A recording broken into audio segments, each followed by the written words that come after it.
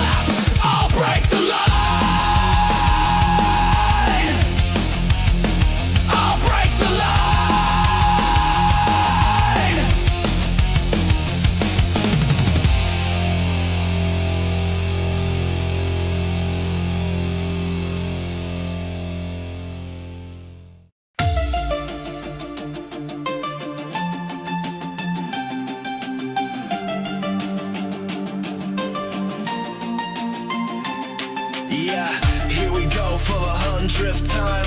Engine scream, burning rubber, no rewind. Joker series chaos in the night, lights glow. Pedal to the metal, let the madness flow.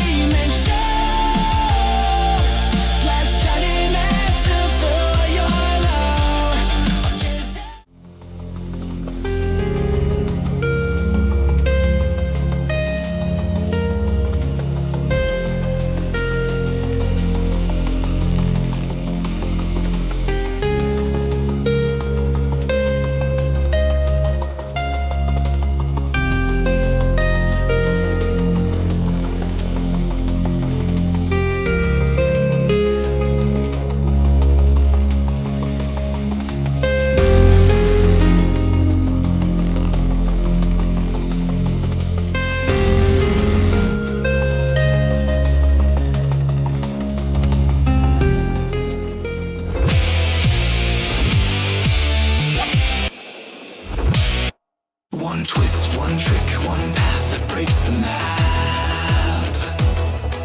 The fool with the crown takes the Joker lap.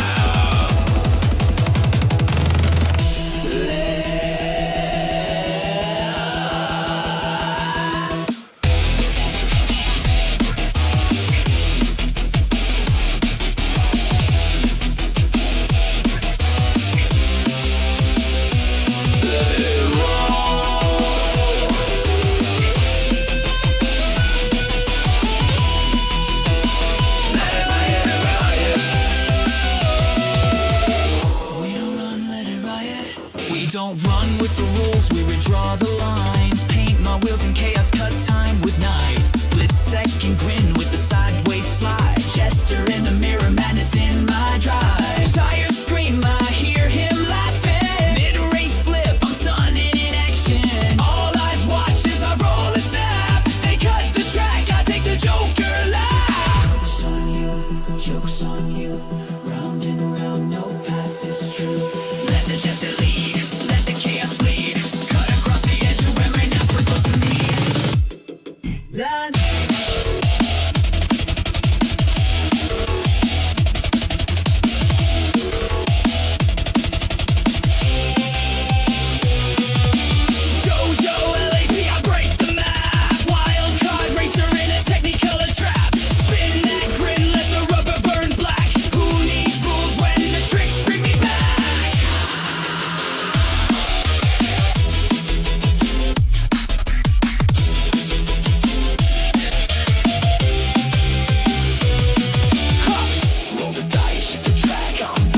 Shortcut mind in a midnight mask. Flick of the wrist, twist of the cap. I win dirty, call it Joker leg. Chrome bells hang from the rearview mirror. Every move I make cuts close to fear. Neutral and code, chaotic and soul. I bend each checkpoint into a black hole. No good, no evil, just the thrill. Clown crown bound by my own free will. No script, no fate, no final map. Just smoke and mirrors in the Joker lap. Thought I saw him once on a midnight bend. A grin like fire, a curve with no end. Did he win? Did he fall? Did the race collapse? No one knows. Past the Joker lap.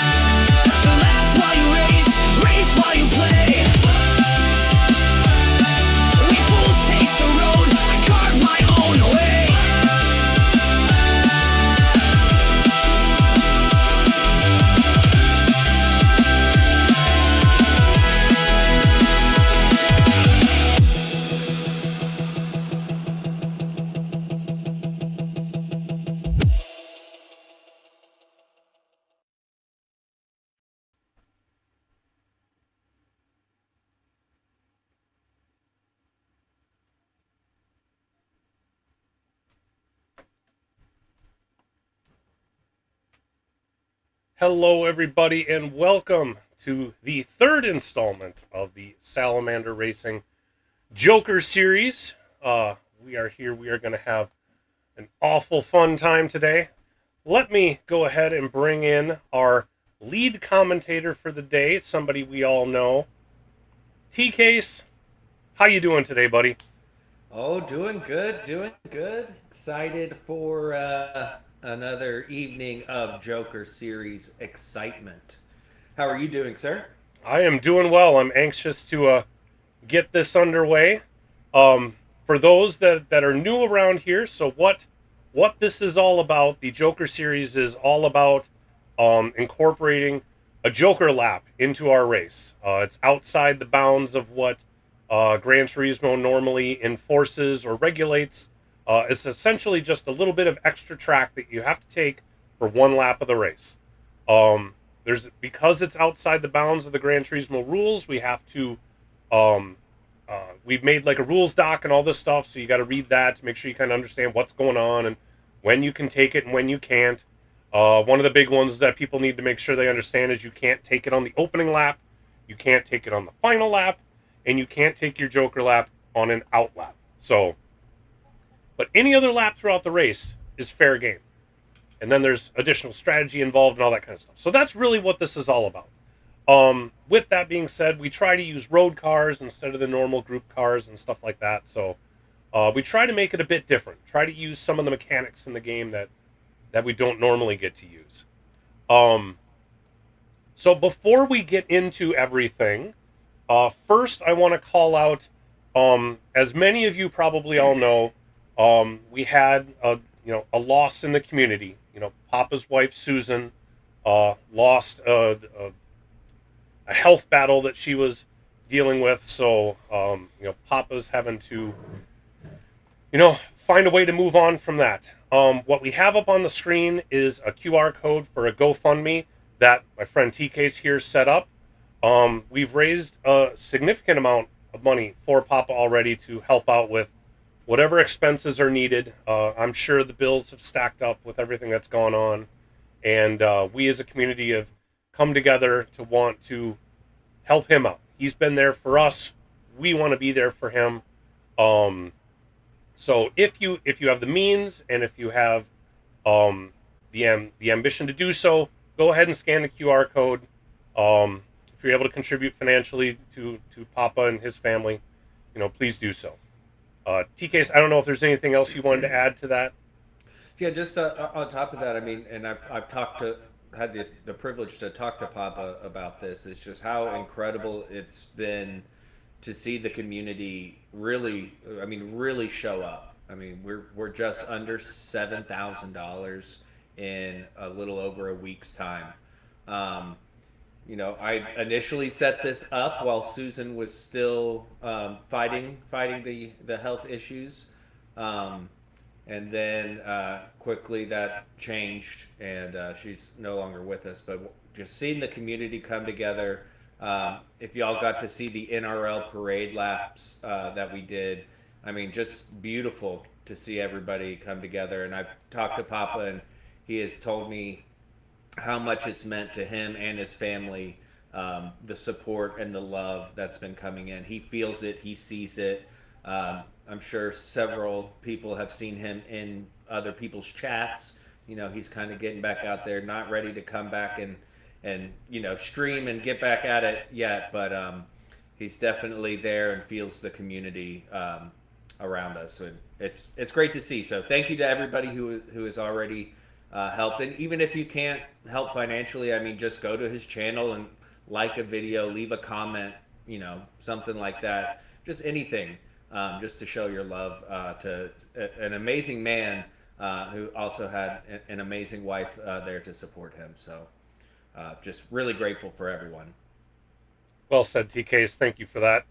Mm-hmm. Yeah, I got to see those parade routes done in the NRL, and that was moving. It was really neat to see that be done, and kind of that lap of silence was a cool thing. I know Papa appreciates it, so Yeah. I'm glad to see everybody kind of pitching in, whether it be financially or moral support, all that kind of stuff.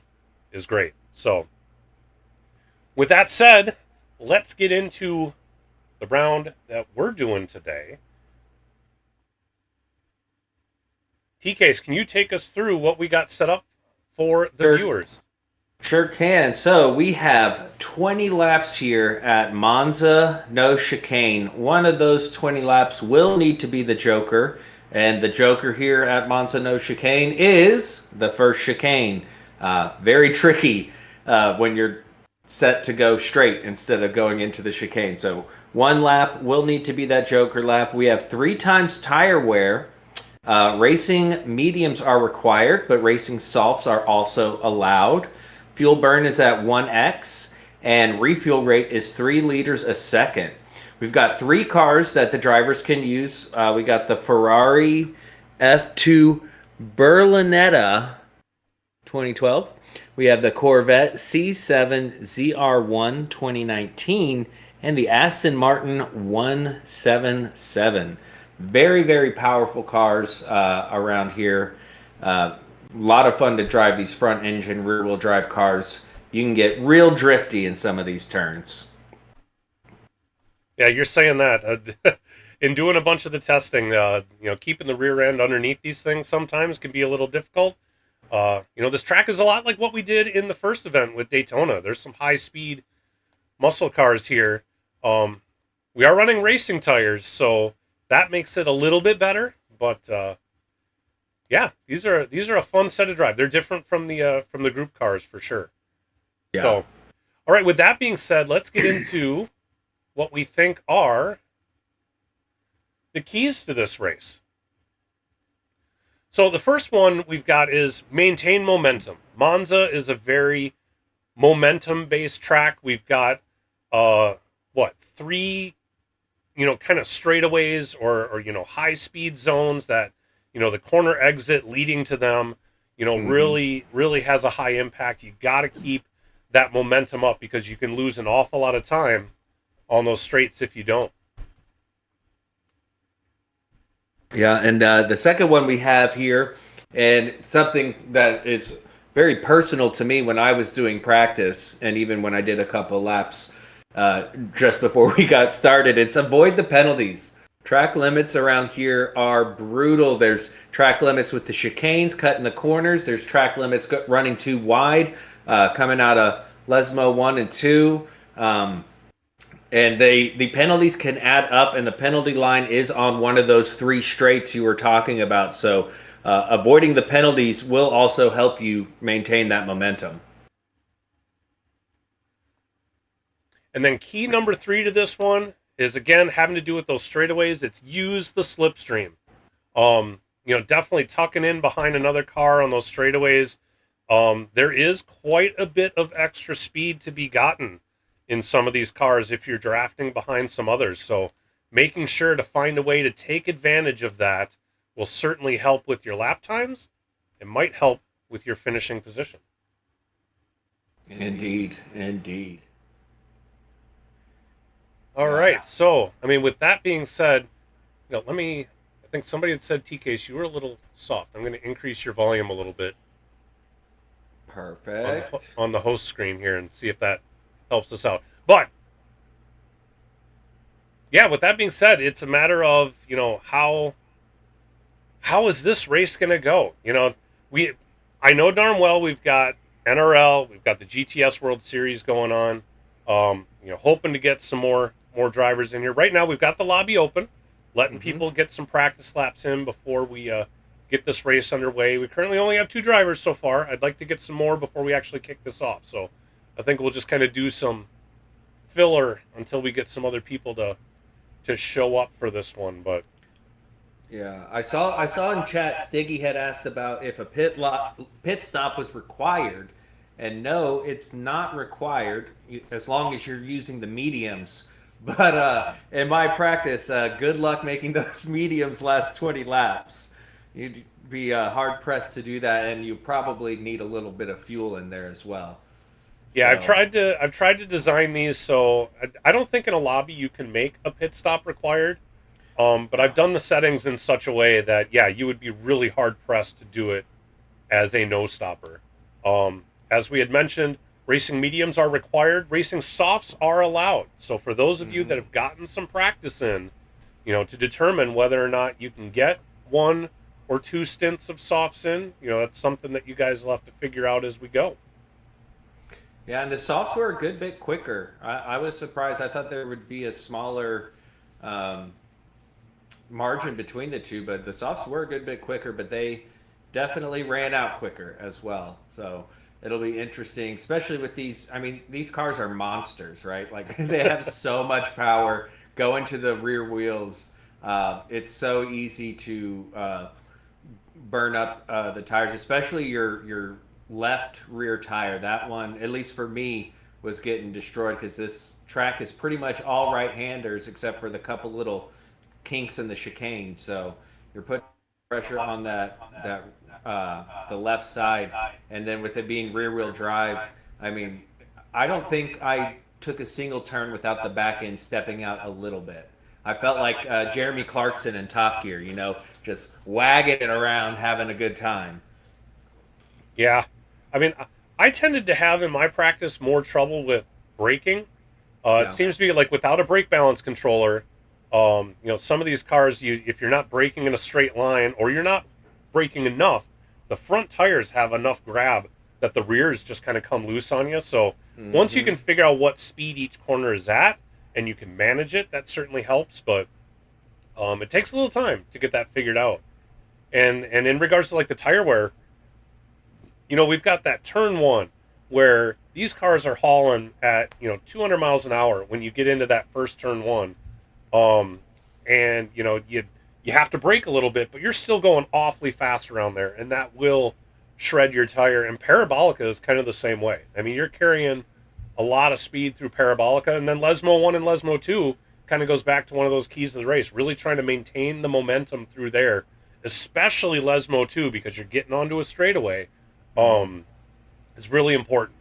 With that being said, you have to be careful not to go wide on the exit of Lesmo 2, because I spun many times trying to get the power down and not get into that gravel or that little AstroTurf on the side. So it's a balancing act, but that's what these drivers are here to do, is to try to figure out just how well they can get it done. Yeah, and these being road cars with no real aero, that what is usually a flat out, easy kind of long right-hander, turn 1 technically here, you definitely can't do it flat out. You gotta slow down a little bit. You gotta get that. So I'm curious to see how many drivers end up not slowing down enough and end up in the kitty litter, because there's quite a bit of kitty litter around this track. Yeah, that is true. You get off into that stuff, and it's a little bit of a hike to get back sometimes. So, and like the other thing you mentioned, the key of the race, the penalties. The penalties are brutal around here for sure. You mess up a Scari, and you can end up out of there with 3 seconds of penalties. Yeah. And then same thing with that chicane. What's normally the second chicane, in this version it's the first chicane. Will also tag you with 2 seconds of penalties easy, just for going over by a pixel or 2. Yeah, I think in one lap I racked up like 7 seconds in penalties. It was ridiculous. It was ridiculous. I was still figuring things out. Yeah, it was bad. Yeah, it's a fun one, and like you mentioned, getting into the actual Joker itself can be so tricky. At least the advantage we have here at Monza as compared to Daytona. At Daytona, when you went to take the Joker, all those markers you're used to using, the numbers that they have on the fence, are not on the fence. So you are completely blind as far as where to start your braking. Here at Monza, it still has those markers on the left-hand side. So you can still sort of judge, when to start your braking to get it down. But again, with these being road cars, you're certainly braking earlier than you normally do in the group cars. And then, again, with it being a Joker lap, and a lot like at Daytona, most of the time you're going to need to stay off to the right-hand side when you go to approach that Joker lap, because all the other cars are coming at such a high speed. Even if somebody's 5 seconds behind you, once you start braking for that corner, they get up on you really quick. So you yeah. can't go off to the left and brake from there, or someone's going to plow into the back of you, and then, it's kind of game over for everybody at that point. So, and then on the Joker lap exit, I mean, you come out basically going into that high speed turn 1, which you're already riding that razor's edge for all the high speed cars coming through. They're trying to get it mowed down, and they're trying to get around that corner. If you've got a Joker lap driver there who's going significantly slower, as you're getting into the apex, I don't know if we're going to see some people go off just because they misjudge it or not. Yeah. But we'll see. I mean, with some of these drivers, a lot of these drivers are really good at figuring out things on the fly, and adjusting your braking point to brake a little sooner, knowing that you've got some traffic around you. And they'll definitely have to do that. There's some things that these guys have to kind of keep in mind that you don't normally have to keep in mind at a track like this. Yep. Brake early, brake often.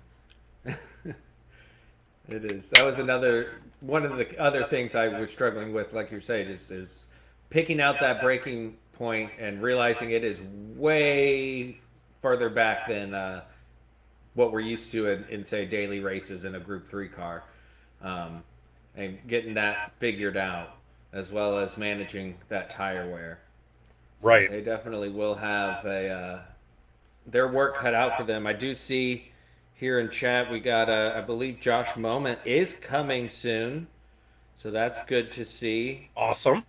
Who do we have here? So we've got Arrow, we got Fernando, we got Stiggy. Fernando and Stiggy are already in the lobby. They're ready to go. North Pole Racing, how's it going? Jay Senior, Duke Thunder. I didn't see Jay Senior joined. How's it going, buddy? Haven't seen you in a while. Ecstasy, excellent. Estacy's been in on each of the events so far, so I would hope they'd get in here as well.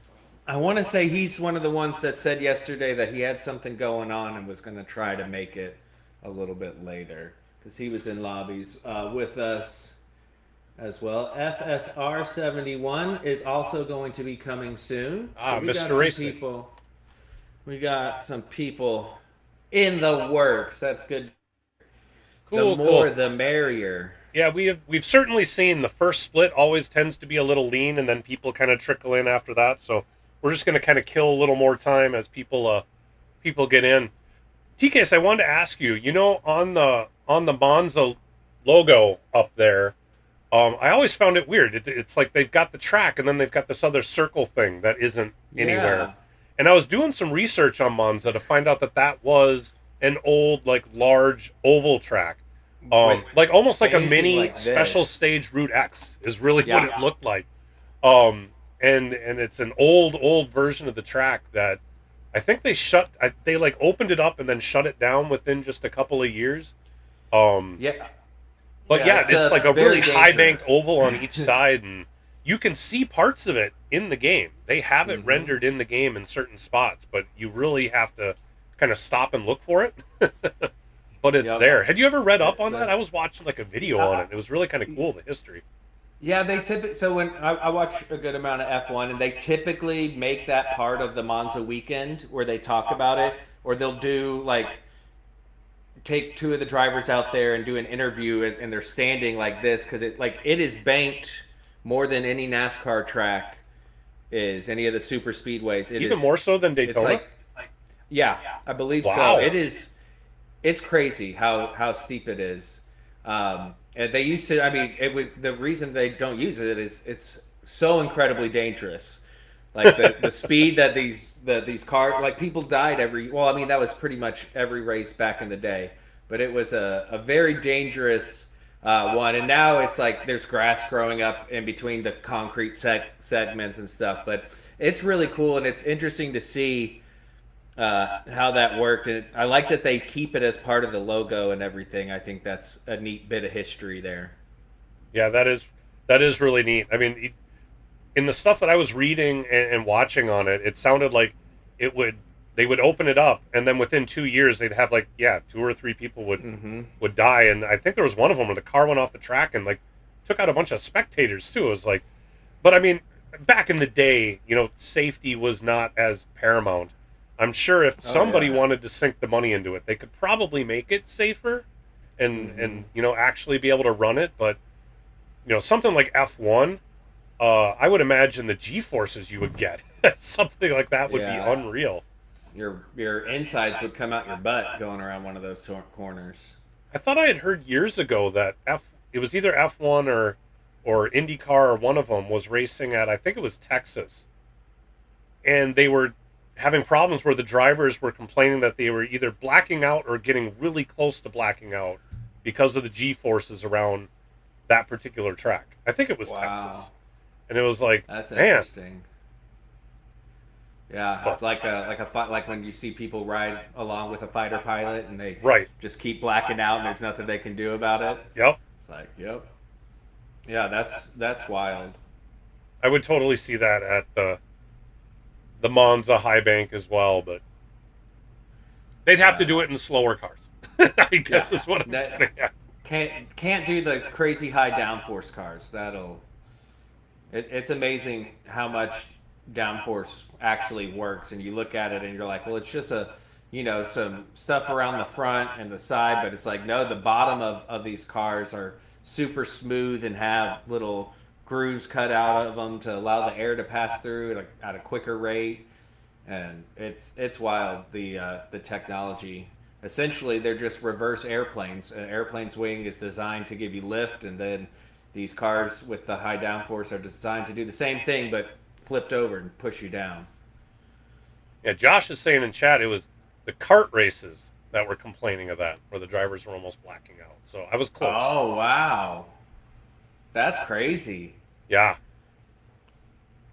Yeah, I think back in the day, back when I was a kid, my dad would always watch the Indy 500, and he was always watch the Daytona 500. And those were like the only two races I watched, but I watched each one of them growing up. And I remember every time it came to the Indy 500, they would talk about all the downforce involved and how there's more downforce than there is weight in the car, meaning you could theoretically drive it upside down. Yep. I don't know if anybody's ever actually done it. They've only been able to like simulate that type of stuff because of how the distance you would need to be able to get it at the speed and then do it. Like in theory, if you had a circular tunnel running however far, you could just go whoop and drive it because the forces are there. But it's just a matter of that would cost so much money. Right. Well, not to mention the fact that it's so uber dangerous. Like, if it doesn't work, you're dead. Like, I don't think there's any room for error on that one. If you're going 200 miles an hour and all of a sudden you're not sticking to the ceiling and you fall, you're going to fall on your head. Yeah. And then what? And then what? Exactly. Well, it looks like Josh Moment has come into the lobby, so we've got 3 of us in here. But I know Mr. Racing was saying he was on his way as well, so we'll at least wait for him. If anything, when we get those 4, we could probably kick one off. Yep. And it'll almost be like a practice race for those guys that we can commentate on, and then hopefully we'll get some more people for split number 2. Indeed, and it looks like we got some more people entering the chat. Sugar Shuffles, Senor Shuffles, how you doing, man? Vetter Dan. He's currently dressed as Deadpool, inflatable with a unicorn. Oh my! Nice, Dan. Turtle Shell, good to see you, bud. Excellent. Nice to see everybody showing up in chat. We just need some more people to show up at the track. Come give this race a try. You won't regret it. Vetter Dan's done this before. Oh, yeah. I could see him come on in here. He raced at Tsukuba. In fact, when I fired up the first practice lobby, Vetter Dan and VKG ran a full practice race. And that was... Oh, nice. That was fun to watch. I think they both did it in the Corvette, so we got to kind of compare strategies. And one thing that came to light while watching them too, or those two drivers, is very much like your tire wear is very much dependent on your driving style. Yeah. Like VKG was able to save his tires quite a bit. Vetterdam was burning through his tires faster on his first stint, but when he came in for tires and went out the second time, he had figured something out and was saving the tires quite a bit better. Yeah. So driving style does come a lot into it. It seemed amplified either, with this car track combo or something, seemed to make that more apparent than what I've seen at other places. Interesting. I know I had done, what was it? The NRL Season 3 opener. Though, I'll say, the one race I've won in NRL, I won that race. It was in the Group 2 Lexus at Dragon Trail Gardens, and I think it was the reverse layout, where you come around that high speed corner as the final corner rather than the first corner. Right. And that one was so much fun. And I had put in a ton of practice there. And in one practice, I was able to do it as a no-stopper. I was able to save the tires, and it worked. But every other time I practiced, there was like no way you could have done it as a no-stopper. Like I don't even know what it was I was doing in that one, because I was trying to replicate it. I was trying to do the whole like, well, God, if I can only be like a half second or even just 1 second slower, but do it as a no-stopper, that's the better way to go. But yeah, it just never worked out. And I don't know if that was because there was rain at that race too. Well, there was a drizzle. It was rain that never made it to the first mark, but it was enough to keep the tires cool. So yeah. I think that was the point to that one. But everybody ran racing tires the whole time. Interesting. What car was it in? That was in the Lexus Group 2. Right. Okay. Yeah. That one made me fall in love with that car. I really enjoyed. I mean, I put in a lot of laps practicing that one, so it was. Yeah, that'll do it. I got familiar with it and really enjoy that car now.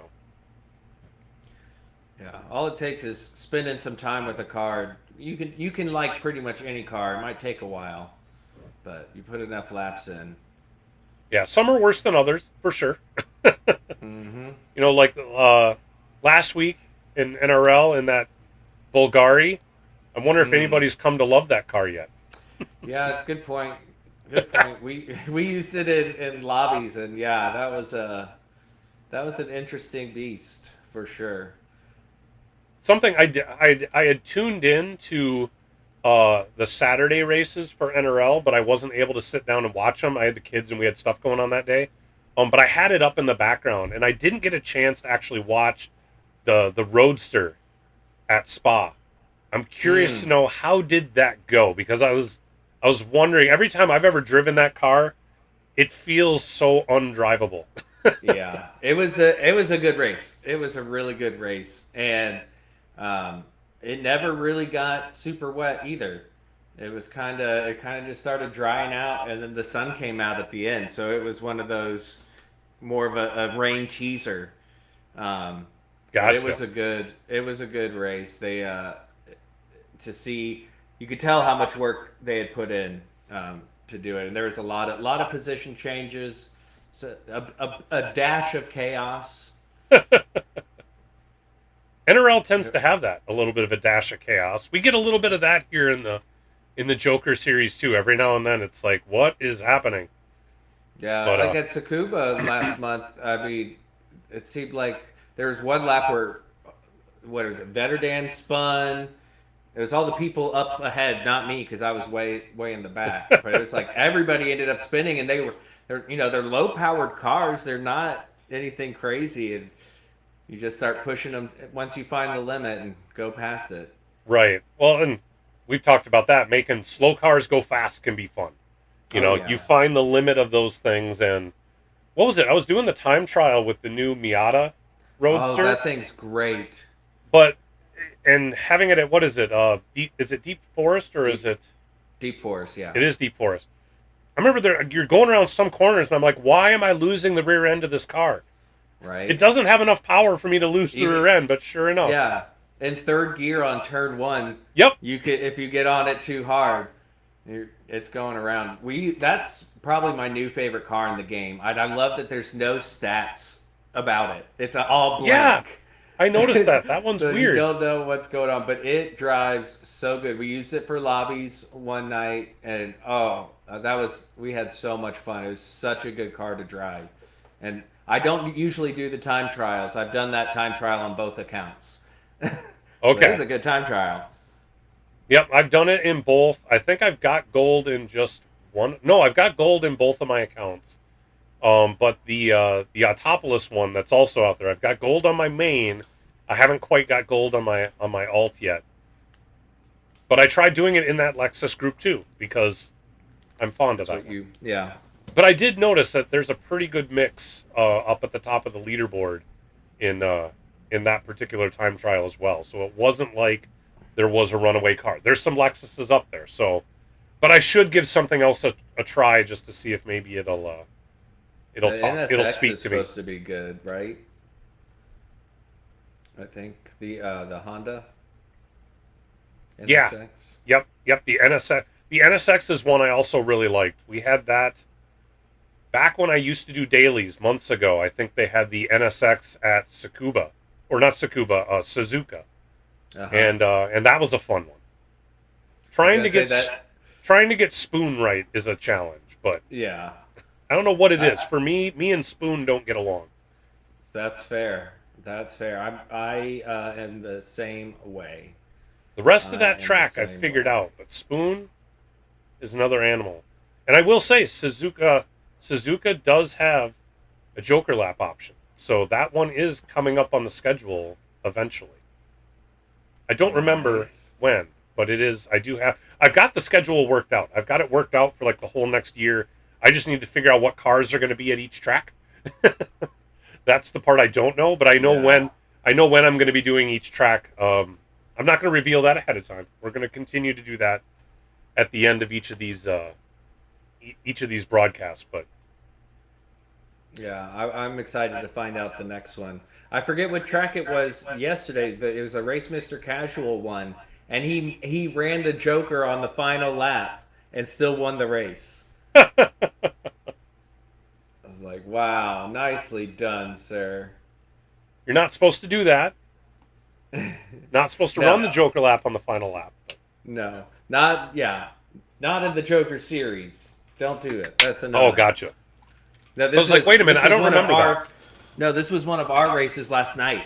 in Oh, Monza. and he just did it for fun. Got And it. he's like, I'm going to run the Joker lap. And I was like, haha. And then he won the race. And he's like, I did it on the final lap. I was like, it was at Catalunya short, Barcelona short Okay. track. He Yep. did the, on Well, the and that one- right-hander. That one's pretty.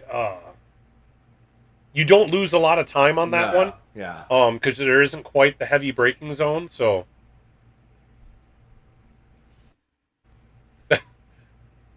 Josh is All telling right. you to convince me to come get obliterated at Chicago Turn 1. Chicago, that I didn't think that race was ever going to end because it went into like crazy overtime. We wrecked. There was a wreck every lap. It was ridiculous. Same with Coda. Like I didn't get. It took me like 8 tries of cautions to get one lap in because there would be a wreck because there's 40 cars on track. It is insane. That sounds nuts. There's And that's, just I mean, it racing. sounds fun. I'm honestly not planning on getting NASCAR because I am planning on getting Project Motor Racing when it comes out. And Yep. giving that a go. That one I'm pretty excited about. So That one is what I've been planning on. I wasn't necessarily planning on NASCAR, but then when I saw the dailies on Monday, I was like, you know what? Let's just do it. Let's do it. We'll have fun. And I'm All right. glad I did. I see Mr. Racing has joined the lobby, so we do have 4 of us. I'll give him at least a couple of minutes to get some laps in if he wants it. And then we'll go ahead and get this first one underway. Excellent. So we got 2 Ferraris, a Corvette, and an Aston. A good mix. Good mix. I'm excited to see how this goes. I never did a full race simulation. I was running laps, gathering tire data and fuel data.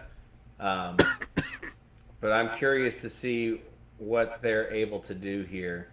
Yeah, I was I've been doing the same thing, and I've run very few laps with other people, so I do know that, as I mentioned for the keys to the race, that there is some serious draft here.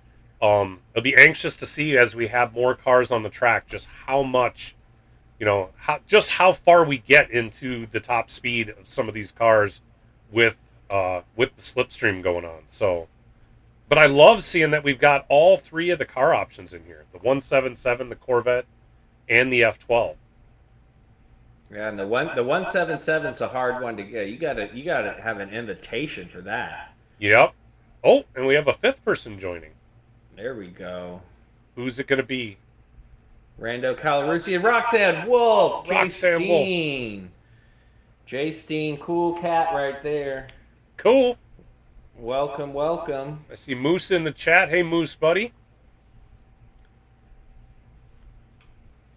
Awesome. Well, once they get a car figured out, once again, we'll talk about there's 3 cars allowed. All 3 of them are in the lobby right now. The Aston Martin 177, which is an invite-only car. I'm glad Gran Turismo is doing away with the invite-only. That's what they said is going to happen in Spec 3, so that's good.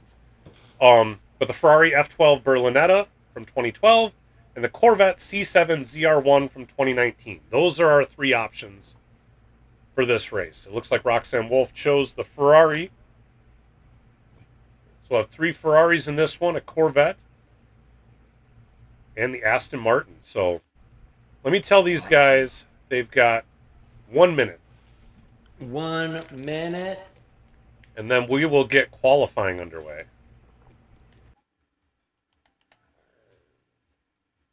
Five of us in the first split. That's been pretty on par for what we've seen in the first 2 events.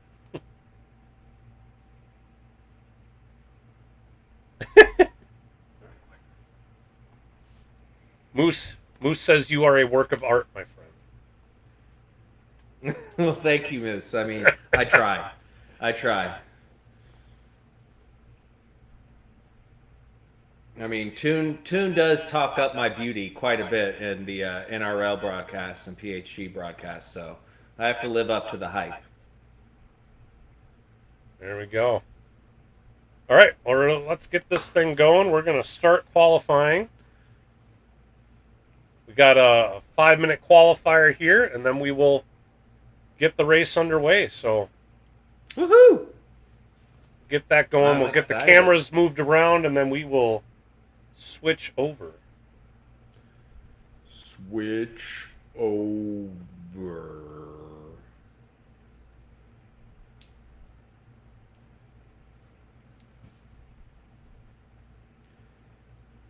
See what everybody's able to do as we begin our qualifying. See several drivers on the mediums. You're allowed to use the softs, y'all. Well, it looks like, yeah, they figured that out real quick, huh? Switch over the softs.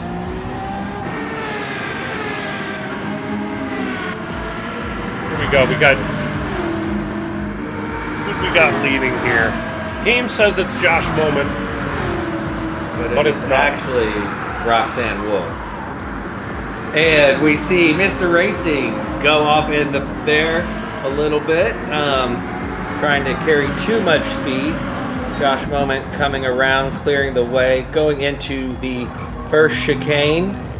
Nice and tidy. Very nice. No issues of track limits, so this is just the outlap. Go through and check out some of these fine liveries. Yes, indeed. There we go. Racing with Susan. Good to see Mr. Racing with the what is that, maroon and gold kind of Iron Man colors. Yep. He uses those colors on all of his cars. I like it. We got the Joker on the side of Fernando B. Little shell fuel there. Very yellow car.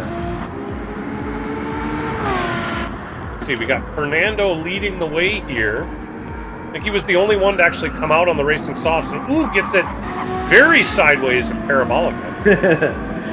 easy to do, and that's where we're talking about the tire wear on the rears. It's so easy for the back to step out like that. And now we'll see him shift this Ferrari up through the gears. Look at how fast they are going. I mean, absolutely flying. Up into 7th gear, 202 miles an hour before slowing down into turn 1. 203 miles an hour there for Roxanne Wolf. You gotta have that speed trap. That is insane speed. I could not imagine in real life coming up to a turn like that, going that fast. And look at the drift there from Mr. Racing. Woo! All kinds of swirly. Keeps it on the track, though. That is impressive. That thing is hard to wrangle in when that back end kicks out. So that was an impressive thing.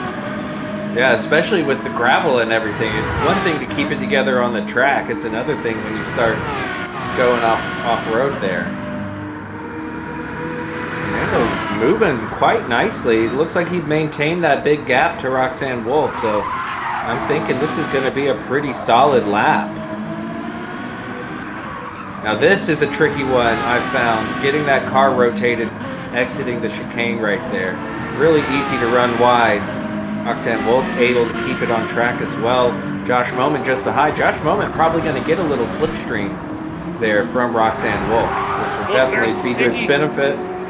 Wow. Good save, Stiggy. Oh! Josh Moment with the 1.5 second penalty.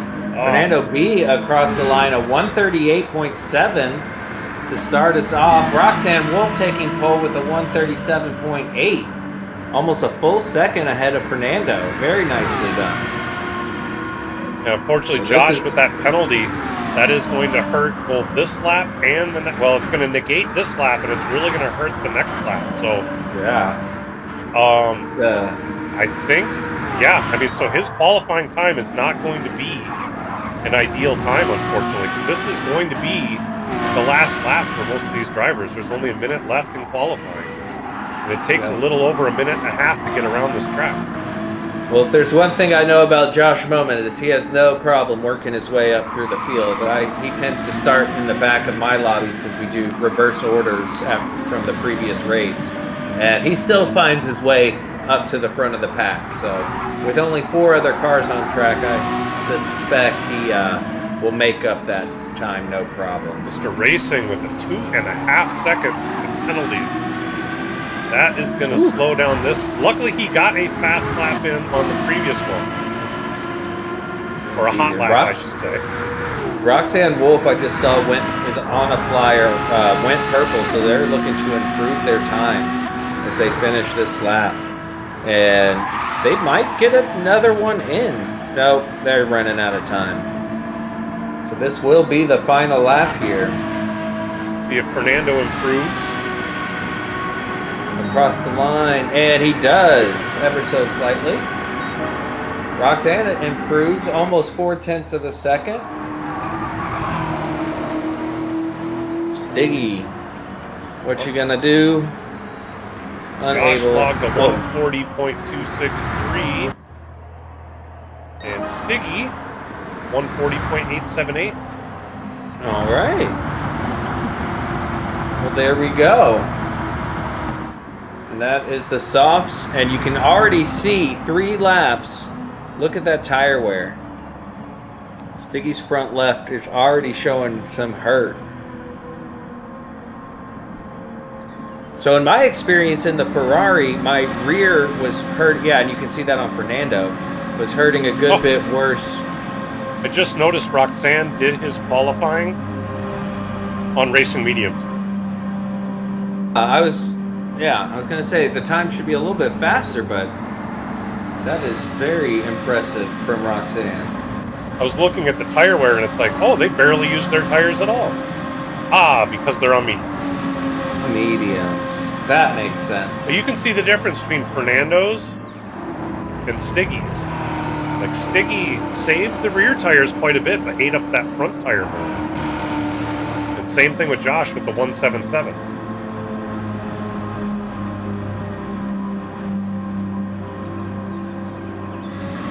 All right, right, so as this thing times out, then we will go through qualifying results. As they drive slowly around the corner. All right, TK, so you want to take us through our qualifying order? All right, Jay Steen, aka Roxanne Wolf, and the Ferrari with a 137.451. Then we have BHR Fernando B in the Ferrari as well, 138.708. Then we have Josh Moment, another BHR guy.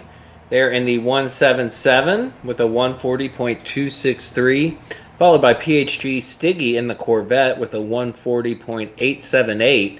And then bringing up the rear is SRP Mr. Racing in the Ferrari with a 142.916. Yeah, we know both Josh and Mr. Racing had some penalty issues there, so I expect both of them will be quite a bit faster when it comes to the race. Indeed. Let me give these drivers a quick tire check message. Tire check. Tire check. And then we will get this underway in about 2 minutes. Well, So, any big surprises with that? Well, if that was actually on the mediums, I'm surprised. Yeah, I guess that. I'm surprised that they got pole and were on the mediums. That is going to be the preferred racing tire, I imagine. So it's a little extra practice there. But I think we predicted it well with that. With the penalties are going to be a huge part of this race. Yeah, these. I mean, the penalties are brutal. If you can keep them under control, I mean, that's kind of the first order of business. If you're getting penalties every lap, you're just going to shoot yourself in the foot. A lot like at Tsukuba, the penalty actually isn't quite as bad as if you're racing here in group cars, because the brakes on these cars aren't as good. You get a 1.5 second penalty, you'll lose 1.5 to 2 seconds. You don't lose 3 to 3.5 seconds like what you get in the group cars. So that's a little bit of a saving grace, but at the same time, if you're accumulating those penalties, and especially if it ends up making you lose the slipstream, could impact your race quite a bit. So trying to keep it on track may be more important than being the fastest. Yeah, I think you're right there. Keeping it on track, keeping it pointed in the right direction. It's 20 laps. A lot can happen in 20 laps. Absolutely. Do you suspect the soft tire is going to be a viable option for the race? I think for certain cars it is, but Okay. I'm not going to release my testing results until after we've at least had a split or two done. But I will say, as a hint, at least one of the cars, it doesn't seem viable to do the softs at all.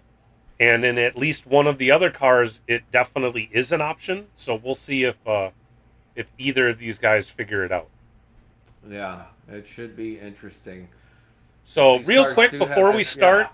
I do want to mention again, we do have the QR code up on the screen. That's for Papa and Susan.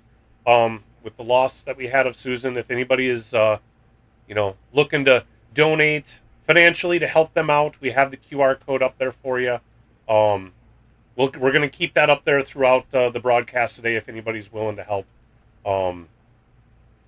They loved racing, so we know that they're both in our hearts and in spirit here today for this race. So with that underway, or with that said, let's get this thing going. Whoop whoop! Joker Series round 3. Drivers, head to your cars. Here we go. I do love the Temple of Speed.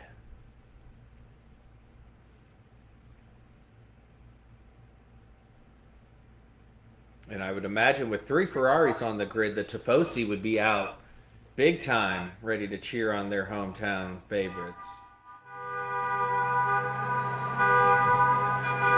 Here we are on board with Roxanne Wolf, looking back as they get underway with the rolling start here looking very nice. Coming across and lights out and away we go, go, go! Great graphics by our very own Salamander. And I see some moves being made further back as Roxanne Wolf is able to maintain the lead coming into this fast right-hander. Will everyone get it slowed down? This was where Mr. Racing was really having trouble. Looks like everyone keeps it on the track as they go too wide in the background between Stiggy and Mr. Racing. Getting awfully racy back there. As you can see, a huge lunge. That's going to be a penalty, but he's able to keep it pointing in the right direction as Mr. Racing gets away with it there, cutting the chicane, and Stiggy with a half-second penalty as they go side by side further up as Josh Moment has made his way up into second place, getting past Fernando B. Mr. Racing runs wide, coming out of Lesmo 2, and that allows Stiggy to take the place. So already an eventful starting lap as Roxanne Wolf now with a almost 1.3 second gap to Josh Moment. Josh Moment not wasting any time, making his way up into P2. Fernando B's going to do his best to try to hold on in that slipstream because he is well within it. Coming into the final turn. This one I found to be quite a lot of fun, but that was where I was chewing up my tires. Try to keep the back end planted. No sliding around. Josh Moment using all of the track there. Little wiggle there from Fernando B. And he is very much in play with Josh Moment as they start lap 2. Now these drivers can start thinking about when they want to run their Joker lap. And look at that. Fernando B just tucked in. I believe that Ferrari's got a little bit more straight line speed than the Aston does, and you can see it there, especially with the slip. But maybe Fernando's going to work with Josh, try to get them up ahead, because Roxanne Wolf is all but checked out with an over 2 second gap to Josh Moment, running smooth as can be. Yeah, both the BHR teammates there working together, getting that slipstream going. You know, like you mentioned, Fernando's got higher top speed with that Ferrari, but pushing Josh along. Josh is still within 1.2 of Roxanne Wolf up there, cutting down that lead while going through the twisty bits. Indeed, and that has, you can see Josh has picked up the pace there because he has now put a gap on Fernando. It seems like that Aston Martin really planted in the tight twisty bits, as we say. And whereas the Ferrari, as Roxanne Wolf gets a little extra style points, and that's going to bring Josh Moment right into play. And it's good to see Stiggy and Mr. Racing able to keep up even with their off-track excursion and penalty. Everybody keeping it together. Eager to see when these drivers are going to do their Joker lap. For me, I always like to do it on my end lap. Do you have a preferred time you like to do your Joker lap, Sal? You know, I don't. It's just kind of whenever the opportunity strikes. I mean, you can use that Joker lap as a bit of, you know, a token and use it as some strategy, whether it be to hold up somebody on purpose or to get yourself out of traffic. So it really kind of depends on what the situation is rather than sticking to a particular time. I understand why you say to do it on an in-lap. That makes total sense. I'm usually kind of evaluating the situation to see if it seems like something that's going to be an advantage or not. Yeah, you know, got to be on your toes. You got to be keeping it together. And I just saw in the chat the proprietor himself, Mr. PHG, Papa's House of Games, in the chat. Papa, it is great to see you, sir. We love seeing you in the chat. It's been great to see you throughout the various streams this week. We love you, and we can't wait for you to get back in the sim rig. Absolutely. Thanks, Papa, for stopping by. Hoping to see more of you soon.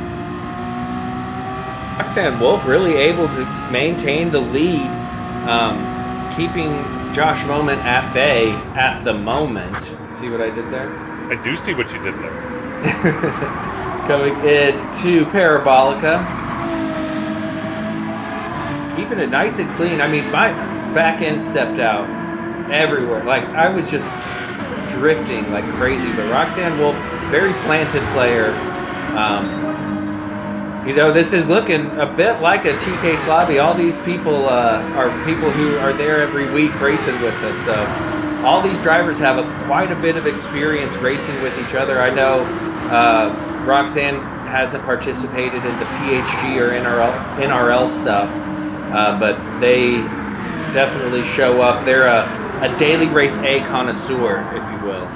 As we see Stiggy going purple and all over the back of Fernando B. Yeah, Stiggy was really using the slipstream on that last straightaway. Got that Corvette up to 200 miles an hour.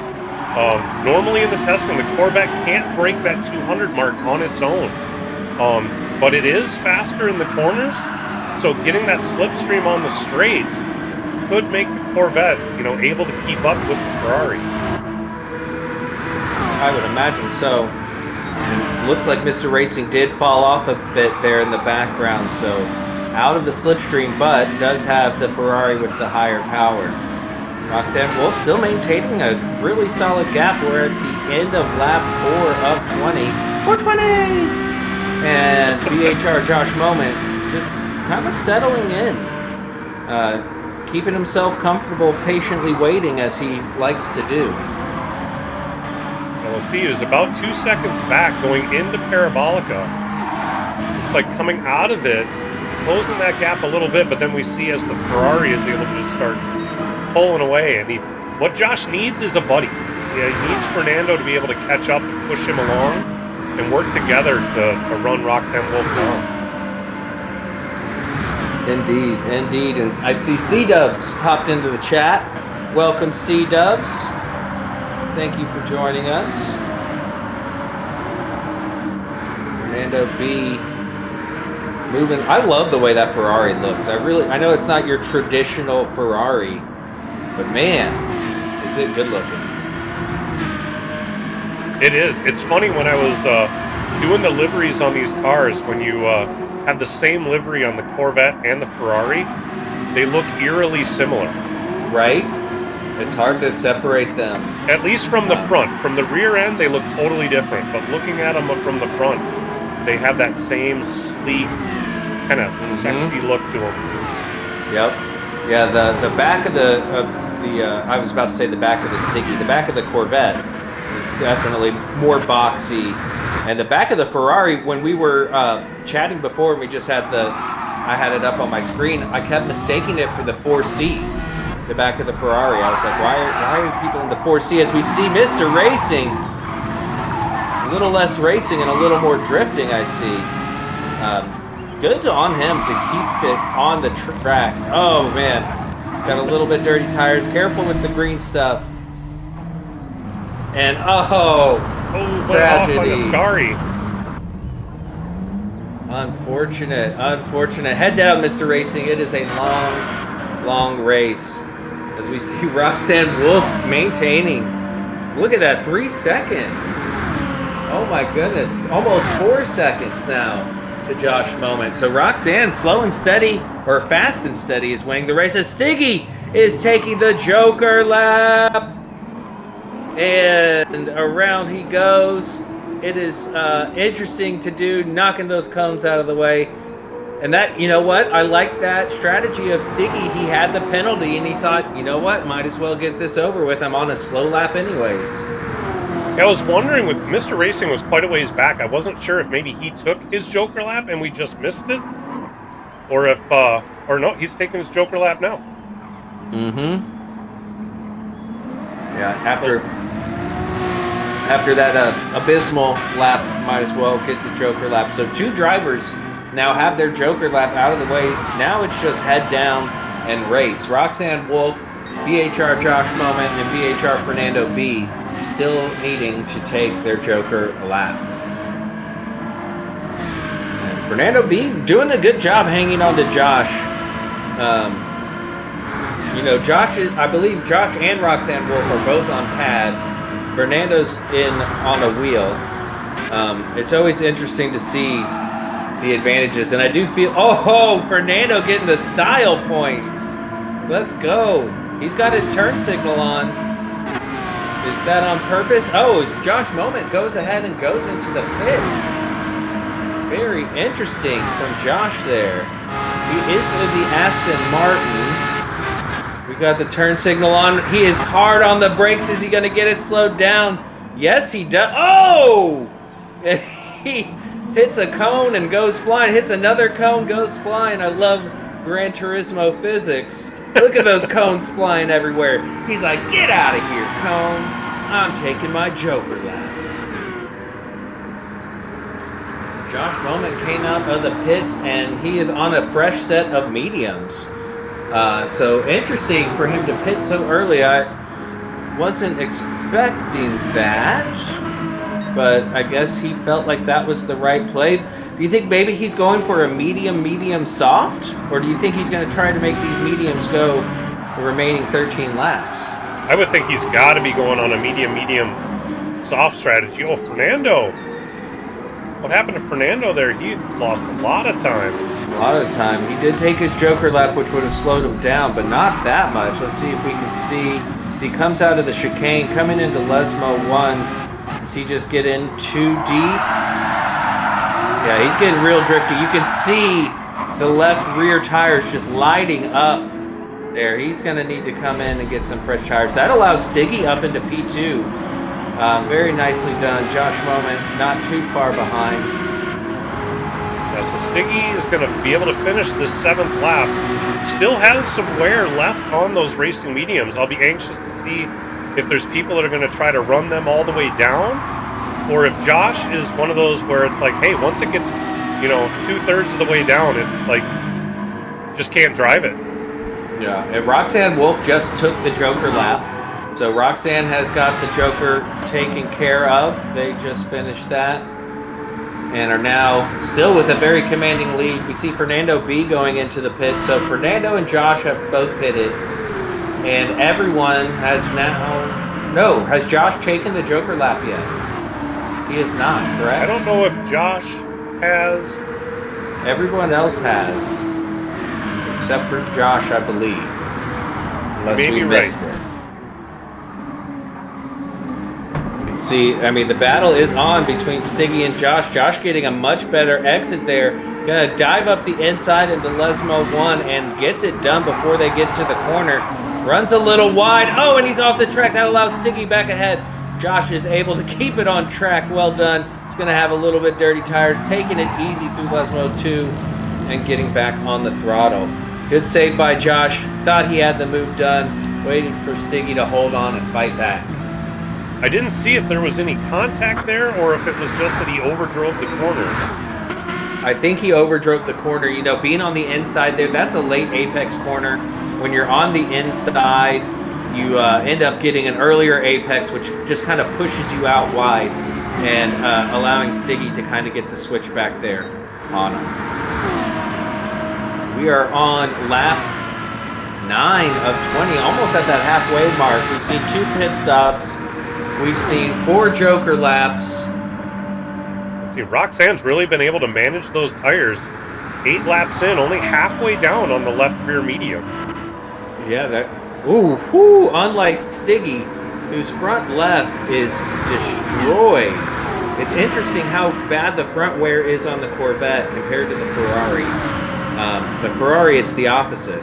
But that front left is not looking good, and you can see it affecting as he tries to turn in. Having trouble getting that front to bite. And there goes Mr. Racing into the pits in the background. This is going to put Josh on the inside for the chicane, but he is early on the brakes. He's taking it easy. He wants to make those mediums last till the end. Round 2, here we go. Josh on the inside, Stiggy on the outside. Gets it slowed down. Can he keep it on the track? He keeps it on the track this time. Pushing hard. Stiggy there in the background. Nowhere for him to go. He's just going to have to hold on and hope that he can stay in the slipstream. Great move by Josh.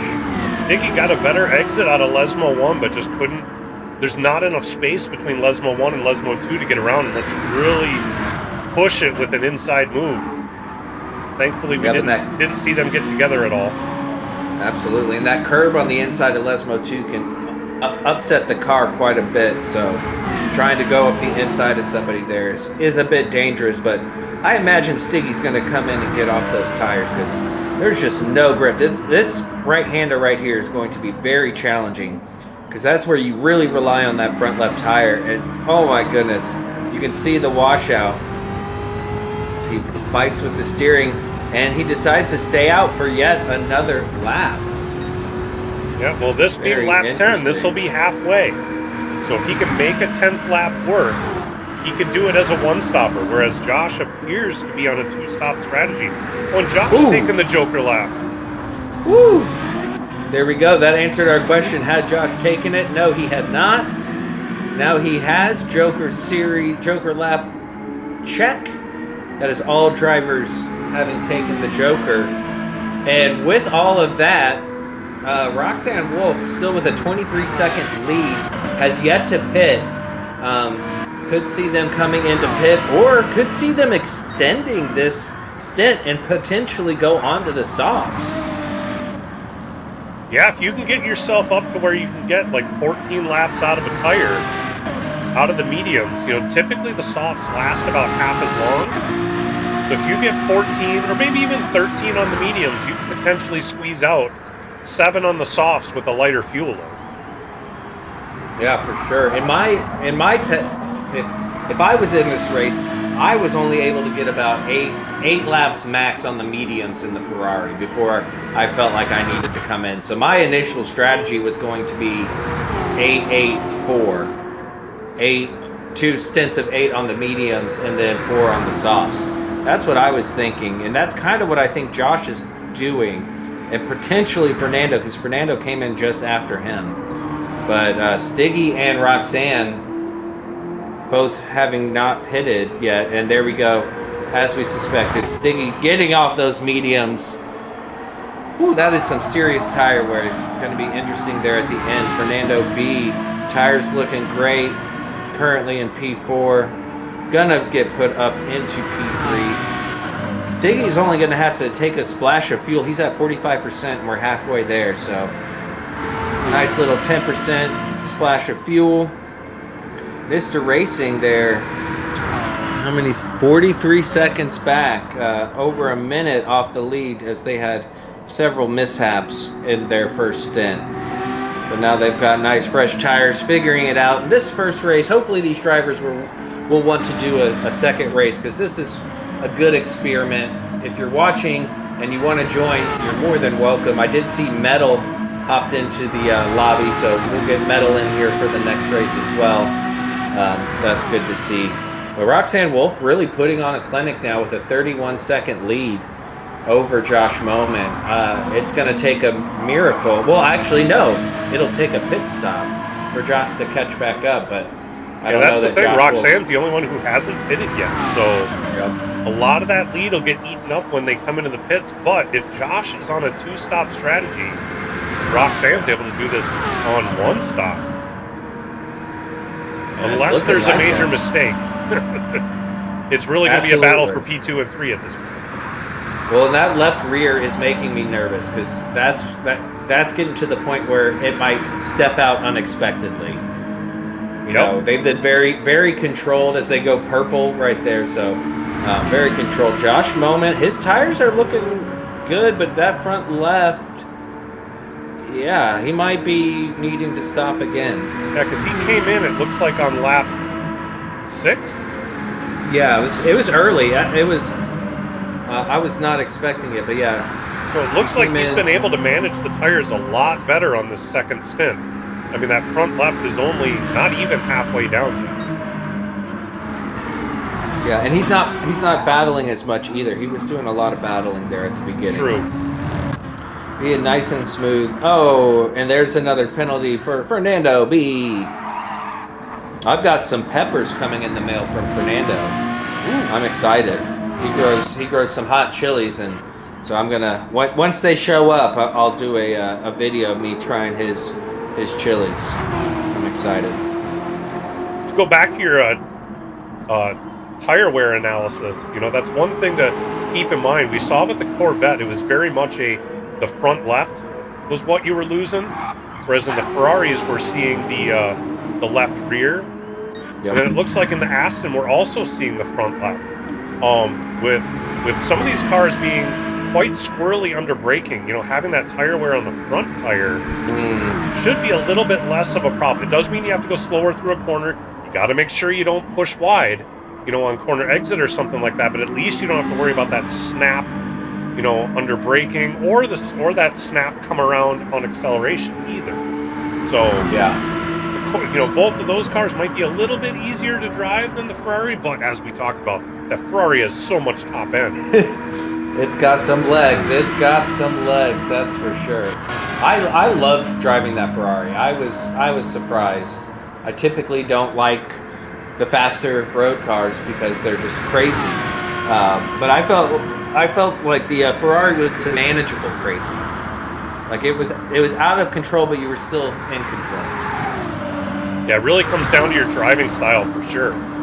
You know, again, not to give away too much information, but what I'm seeing for tire wear here and my testing is very different.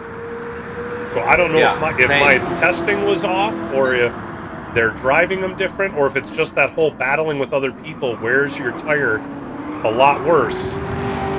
But yeah, what I'm seeing from these guys has a lot more tire wear than what I was seeing when I was doing it. Yeah. Roxanne pulled up on my screen, just keeping track of the lead, and their tire wear. I mean, they stayed out. They're on lap 14 now, and their their back left is so low. Look at that. Yep. That looks like what Stiggy's front left looked like before he pitted like 5 laps ago. Right. And that's the thing. You know, if you're able to make it last this long, and now you can do a one-stopper and use racing softs. You know, Josh, it looks like we're going to have either 2 or 3 stints of racing mediums just to make it to the end. Or maybe he's going to do 2 mediums and a soft. But that extra pit stop is It's rough. going to be costly. Yeah. And Fernando, he's the only one in the Aston. Fernando in the Ferrari, he should be just fine making it to the end on those mediums. Those mediums look great, actually. And he pitted fairly early as well. Yeah, it looks like he pitted after lap 7. Yeah, at the end of lap 7. So he'll have 13 laps to try to get out of it. But with the maybe it's the less fuel load that's helping these guys out quite a bit. That makes sense. Because the fuel tank is going to be in the rear, and so the rear is lightening up,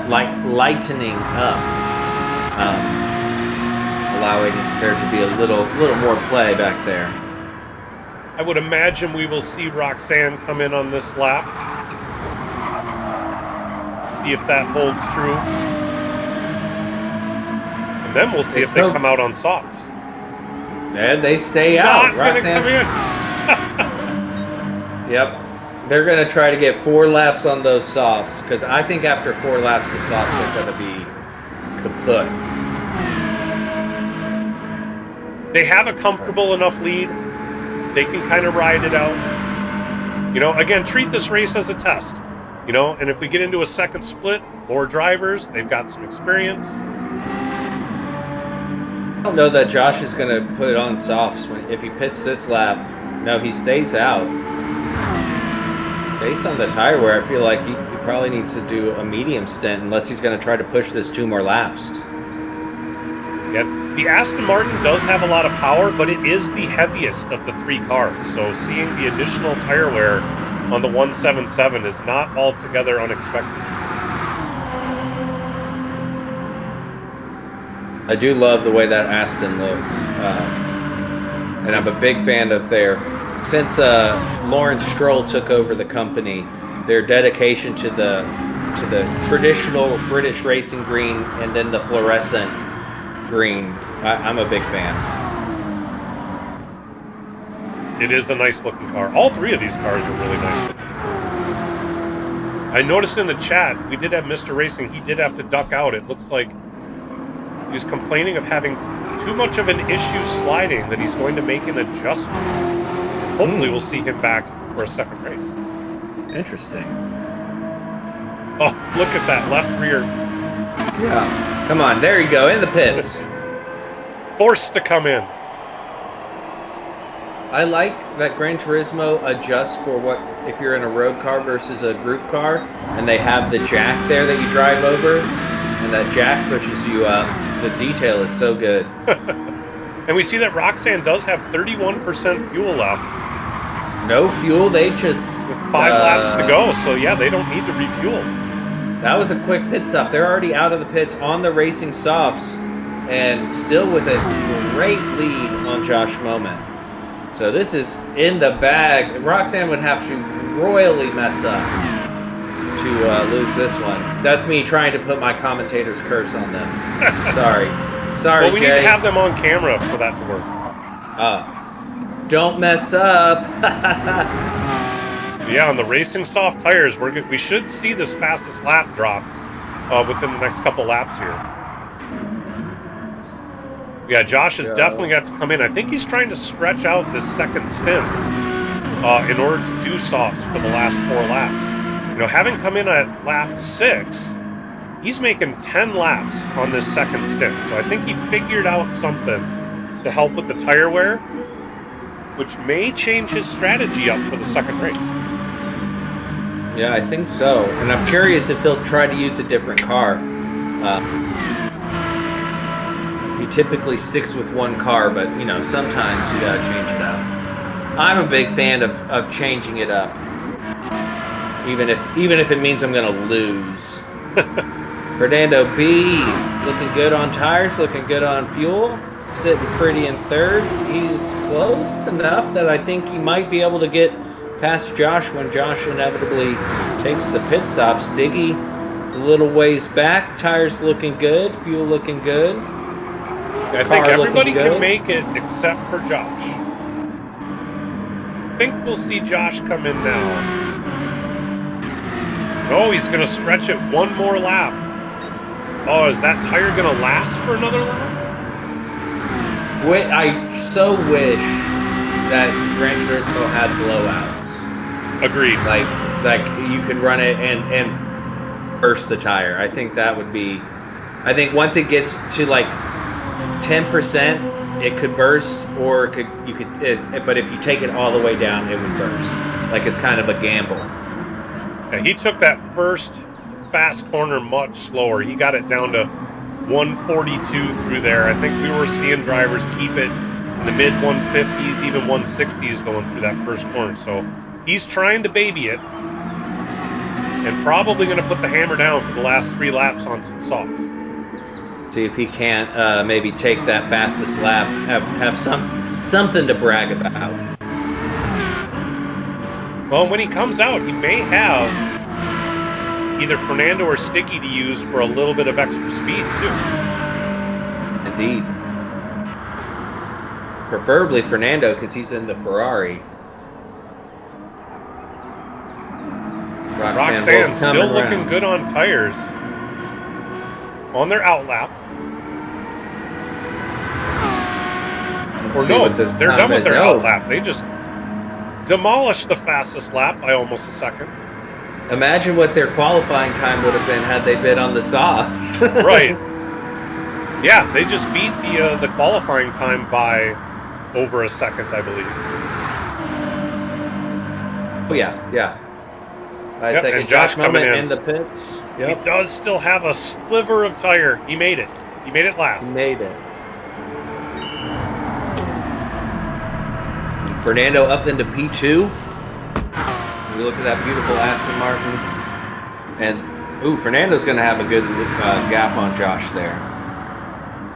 By the time... Like Stiggy's going to be right behind him.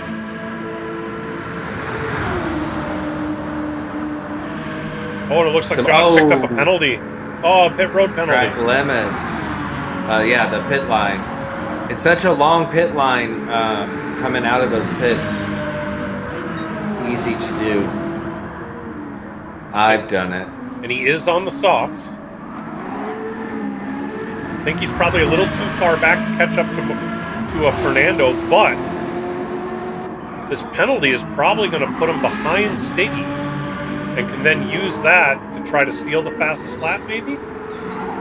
Yeah, for sure. And I think it'll give us the audience a little bit of an exciting finish, since Roxanne is 30 seconds ahead of Fernando. So we'll see how this 3-second penalty plays out. Yeah, because he's got about a 3-second lead on Stiggy, so we'll see just how much time you lose with these penalties. I'd mentioned before that with these road cars, the penalties aren't quite as bad. Let's see if he proves me right or wrong here. Here comes Stiggy. Woo! Does blow by him, so it does look like that 3-second penalty probably lost about just under 4 seconds. Yep, and it's, well, he's going to keep the lead as they're side by side there over Stiggy. I thought he was going to drop in behind Stiggy, but he was able to have that inside line and not having to brake as hard coming off the penalty, allowing him to get a much cleaner turn there. But now Stiggy's got the slipstream, got her all the way up to 199. I was seeing like 196 all by myself in the Corvette, so got 3 miles an hour more by hanging with Josh there. Good deed. Well done through that chicane. I guess now it's lap 19. They figured it out. The first few laps of trying to get my braking right there, or I would brake and think I was slowing down enough and come off the brake and then still have too much speed going into it. But Stiggy's front left is not in fighting shape. No, with a lap and a half to go, that thing's probably going to be tough to get around these corners for this last lap and a half. And fuel is running low for Stiggy as well. He's the only one flashing red. So that'll be another interesting thing to play out. Look at that. Roxanne's racing softs are still like 2/3 to the good. The tire whisperer. Absolutely. Got that fastest lap down even further to a 136.193. So not holding back, putting in some very fast laps, but managing that tire so well. Fernando's tire's also looking pretty bad, but we are on the last lap here. That went by a lot quicker than I had anticipated. And to be honest, I mean, we had 5 drivers to start with, 4 now. It's gotten a bit spread out. We can get 10 or 12 people in here. This would be a very exciting 20 laps. Oh yeah, for sure. And I mean, really the first 13 laps had good action in it as well.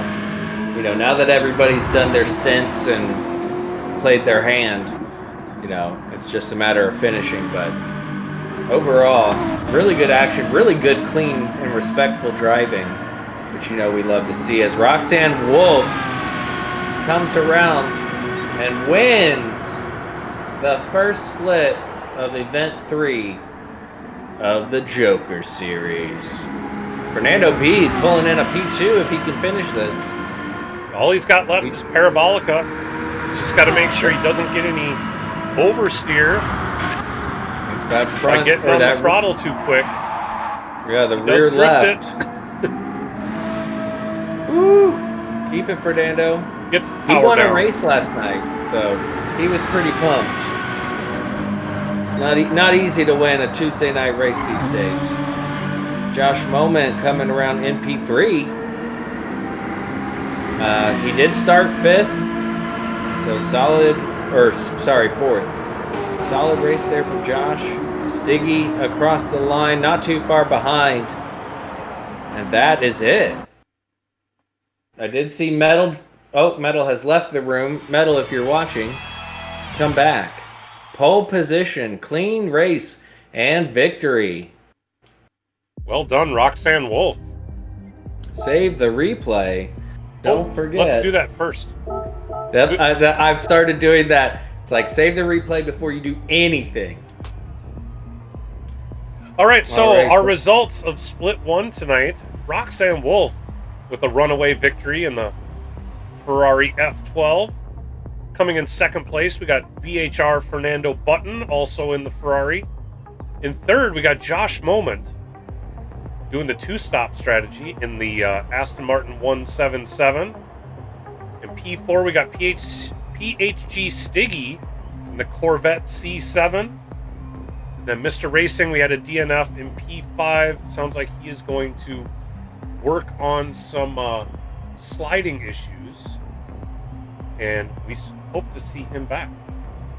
He's still in the lobby, so if we can get Metal to come back, be one extra driver. If you're watching and you're curious, come on in. The water's great. Yeah, we got that first race out of the way. We'd love to see people come on back. I suppose we could pick a nominate some people for driver of the race here real quick, and then we will take a short break. Who you got for this one, T-Case? It's hard not to pick Roxanne. I mean, that was just pure domination, and sometimes you gotta love to see it. Yeah, it's hard to argue with that. You know, I'll choose Fernando. Fernando had a really good showing in this one. You know, certainly kept Josh honest through a lot of it and was able to stay consistent enough to pull out a pretty solid P2. So, I'll nominate him for driver of the race. We'll just do two since we had a small lobby. And yeah, what I think we'll do is we'll go to break here for about 5 minutes or so, and we'll come back to hopefully get a split 2 underway. Awesome. See you guys. Can't wait. See you guys in a few minutes.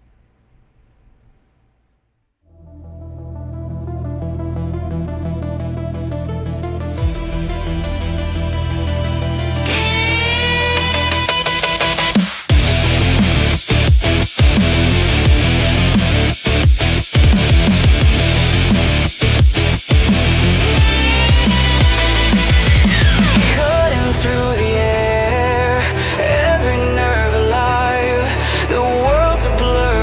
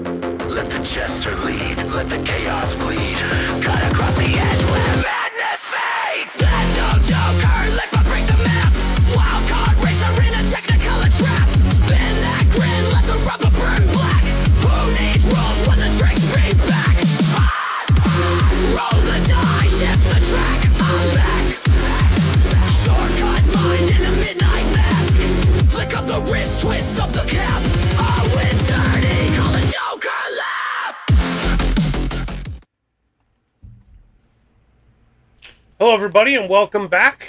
We completed our first stint with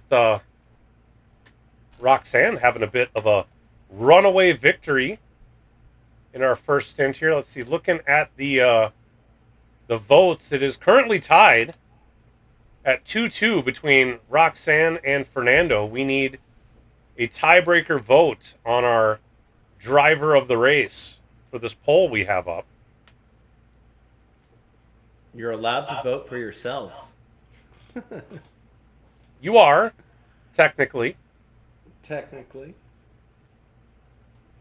But also, if there's people out there watching, make sure to hit that like button. Make sure to hit that subscribe button. Do the YouTube things. It helps us out here. Trying to get some more people to come around for these events. I know we saw some other people in the lobby. We have 4 of the 5 returning for a second run at it. I know we saw Metal out there was going to join. Would love to see him show back up here. And I think Mr. Racing was going to head on back. But if there's people out there watching that would like to run in this race, by all means, come on in. You can always go check out, I do have the link pinned in the chat that you can go look to get all the information for this series. If you're new to it, you can read up on how it works, what the different rules are for taking the Joker lap and stuff like that. Once you've read that over, by all means, come on into the lobby and do some racing with us. Mm-hmm. It's a good time. It's a good time. Oh, we've had 2 more votes, and they've gone 1-1. So we are still tied at 50-50. Can't find a Vetter Dan. Vetter Dan joins the lobby. There we go. Let me guess. He's going to be in the Corvette. I'd put money on it. Yeah. Vetter Dan drives the Corvette out of principle. Principle, hey? Out of principle. Joe Collins, welcome, sir. Good to see you, bud. Oh, somebody changed their vote now. Fernando is leading with 2/3 of the vote here. And a 7th one came in also for Fernando. Okay, Fernando's the runaway victor now. We're going to end this before it ties back up. Fernando is our driver of the race for holding on to a solid P2 in that first stint. Well done, Fernando. Well He done. got a win last night. Driver of the day, or of the split today. It's a good day. Good week for Fernando. Ooh, Geezer Gears, that's Mr. Turtle Shell. Joining the lobby. PHG showing up now. That's 3 PHG drivers. There we go. Roxanne was readied up, but looks like they dropped out. Oh, but you know, I should have thought about this. Now that we are done with the first race, and we've taken a break, and we're coming back, let's go through the round information for those people that are maybe new to the broadcast here. Yeah, great idea. So take us through it, T-Case. So we got 20 laps around Monza, no chicane, with one of those laps needing to be the Joker lap, and that Joker is the first chicane that is canceled out on this layout. There is tire wear times 3. The racing mediums are required. Racing softs are allowed. We saw multiple strategies play out in that first race. Fuel burn is at times 1, and the refuel rate is 3 liters a second. The 3 cars that these drivers can choose from are the Ferrari I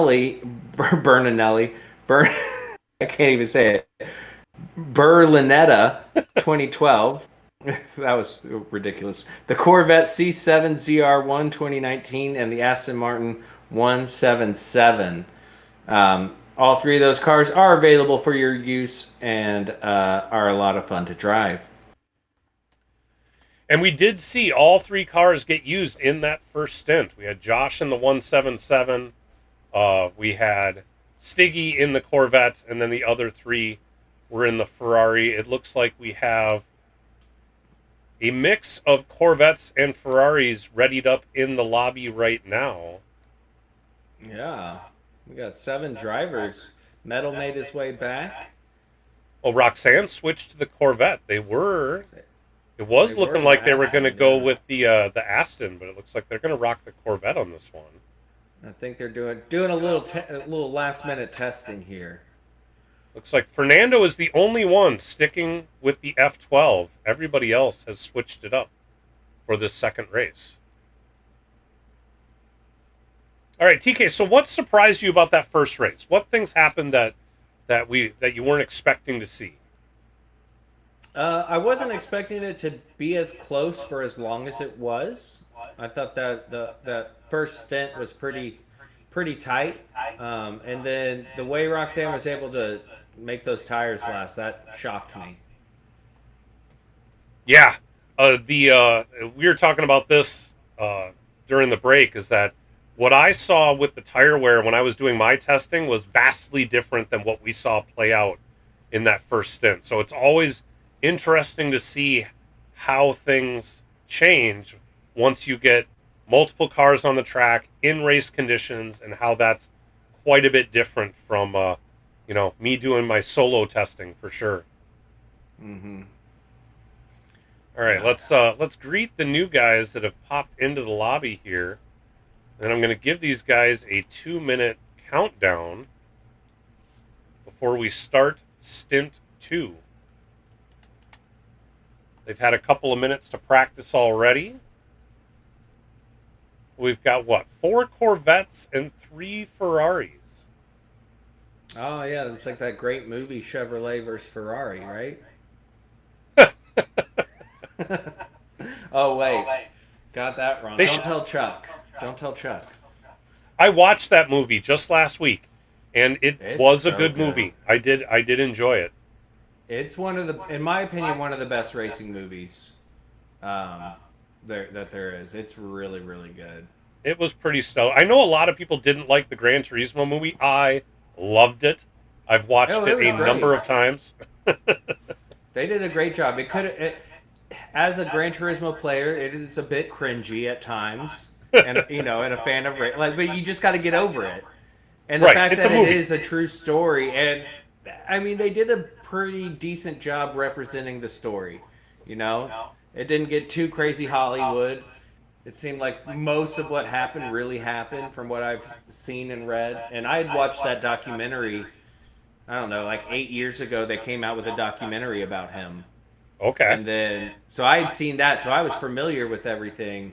And I thought they did a good job, except for the guy that plays him is like 8 feet tall, and the real life guy is the size of a real race car driver, which is short. I thought it was interesting at the end that they showed that the guy that they were basing it on was the stunt double for a number of the scenes. That was hilarious. That's so great. And the fact that he was able to, he had a really long career in motorsport. It wasn't just the what he was doing at the Nürburgring and stuff. He went on, I think he raced for about 10 years. So, wow. Yeah. It wasn't just a one-hit wonder kind of thing. He actually made a career out of it. Well, that's pretty cool.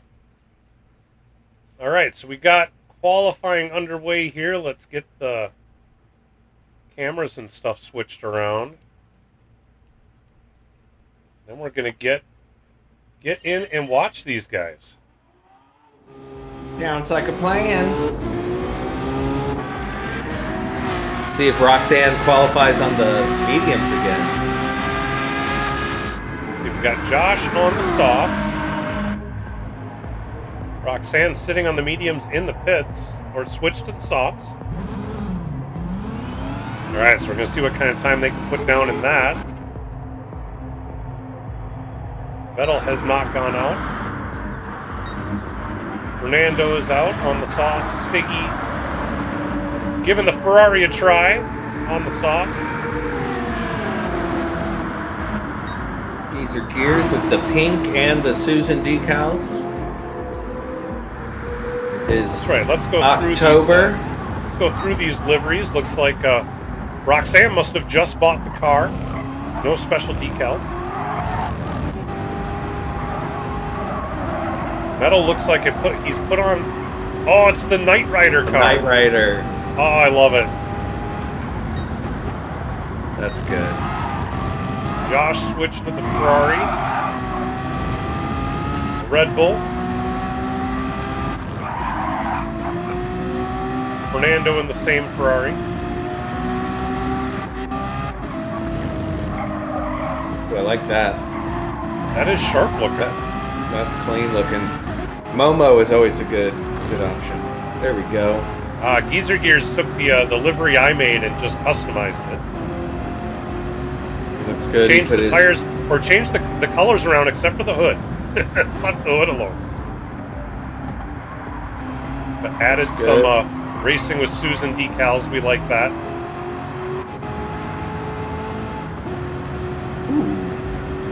Better Dan and a nice Good Wrench Plus classic Corvette livery.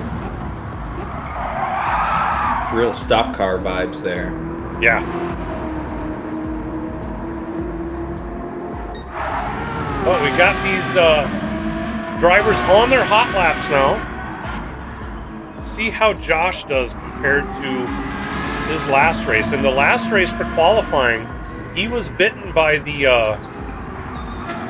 penalty bug and did not get a good qualifier down. Ended up starting from the back. So now that he's got 20 laps of practice in, I am assuming we're going to see it much cleaner in this qualifying session.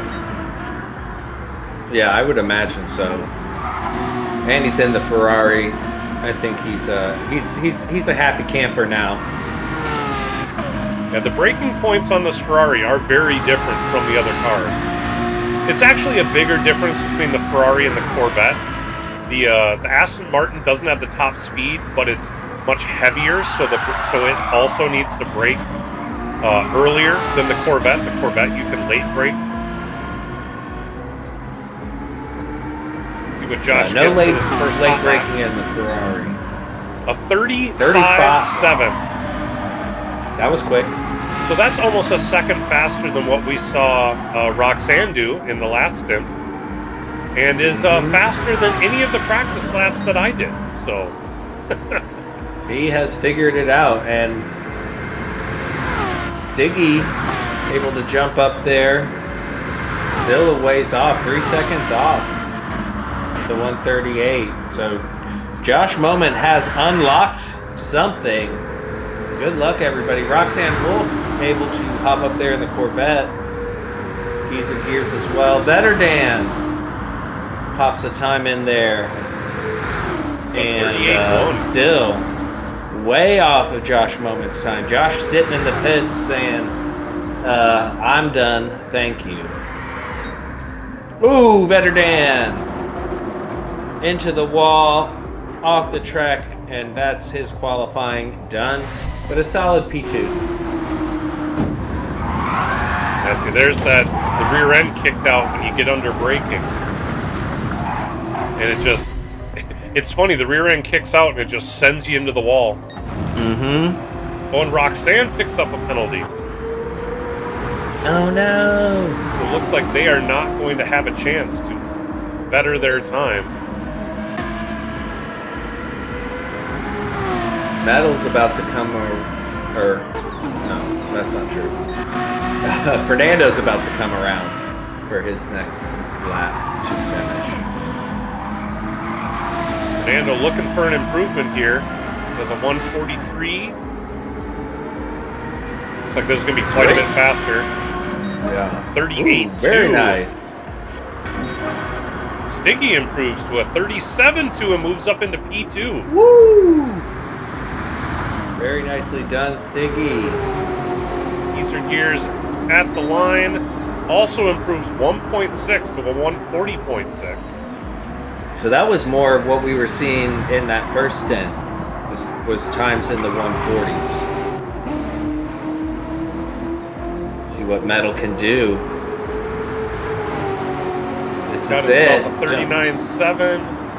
Not able to improve on that. Very nicely done from everyone. Making those racing softs work. And we got three of these drivers did not compete in stint 1. So they will be a little more inexperienced. Josh celebrating his qualifying victory with donuts. You don't normally see that. Oh, he finds any reason to do donuts, my friend. He is a true NASCAR fan.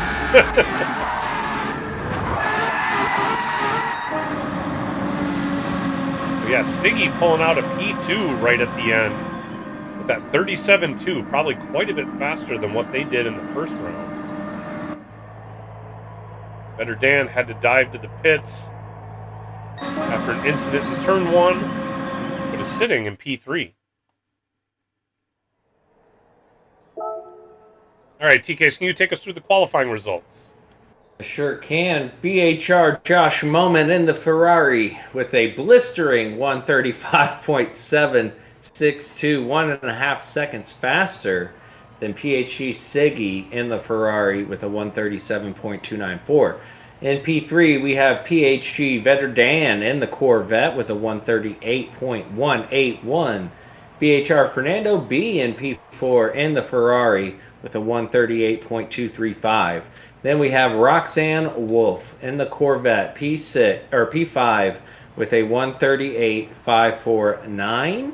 Then we have Metal in the Corvette P6 with a 139.703, and in P7 we have PHG Gears in the Corvette with a 140.616. Yeah, you were saying we did see a lot more of those 140s in the first stint, so it looks like a number of people have improved on that. Even some of our newcomers to this stint, like Veterdan with a 38.1, that is a solid time for the first time around. Now, Veterdan did do a full practice race a couple weeks ago, so he does have some experience in the Corvette, but even Metal got under the 140s there, so it's good to see. I am expecting this to be a fun one. Let's let everybody know. Give them the old tire check. Tire check. Then we will give them 2 minutes to get the butterflies out of their stomach. And then we will get going. I don't know, with more Corvettes in this one, we've got what? 1, 2, 3, 4 Corvettes. It'd be interesting to see if they can, and a number of them have some similar times, if they could work together. You know, they could, especially on the straights. I mean, the Corvette is actually faster in the corners, but suffers on the straight. If these guys can team up, this could be a race. Indeed, and we do know it's an opposite tire wear as well. That Corvette, the front left is going to wear faster, and then in the Ferrari, the left rear is going to wear faster. So it's going to be different challenges, but it would be fun to see them work together, or maybe they can get Fernando mixed up with them and help pull them / push them along. Yeah, that's true too. I mean, you can always just use the Ferrari as your toe, as opposed to if you're with a bunch of Corvettes, you're gonna need to push each other. Indeed. But yeah, that Ferrari will just tow you along. And if you can, that's the thing, is if you can stay close, and if you can keep it under control in the corners, you can get those overtakes done. It's just staying ahead of it on the straight is the tough part, and that's where you need a buddy. Yeah, that's where you need a buddy, and no penalties. All right, give these guys good luck, starting soon, and we are going to get this underway. Here we go. Drivers to your cars. Yep. Blah, blah, Let's blah, keep blah, it blah, clean. Yes, keep it clean, have fun, enjoy yourself. And for those of you out watching, do the YouTube stuff. Hit that like button. Subscribe to the channel. It helps. Do it. It's free. It's free. Turn off. Turn on. Do everything. Looks like we are ready to go racing. Rolling start here. Josh Moment leading the way. And it is Go, go, go time! Josh Moment with the lead. It looks like we're side by side further back between Fernando B and Vetter Dan. Coming into turn 1, will they get it slowed down enough to take this turn carrying as much speed as possible? Those cars are full of fuel. The weight is high. The tire wear is real. Coming into the chicane, looks like we're single file all the way through. Metal in the background goes off. He goes too deep. Is he able to get back on track? That puts Geezer Gears up into P6. We got side-by-side action as well as we see Fernando B and Vetter Dan. Oh, is he spinning around? Oh no, Vetter Dan falling back into last place. Looking up here, Josh Moment maintaining the lead. PHG Stiggy, then Fernando B. It's a Ferrari 1, 2, 3. Roxanne Wolf, the first Corvette in P4. That was a little surprising. We saw Metal go off into the chicane, missing his braking zone. And we saw Vetter Dan and Fernando B going at it into Lesmo 1. And unfortunately spinning out. Metal picking up a half-second penalty. That's good news for Vetter Dan. We do have the replay of Metal here. Let's see what happened there going into that first chicane. Coming around in P6.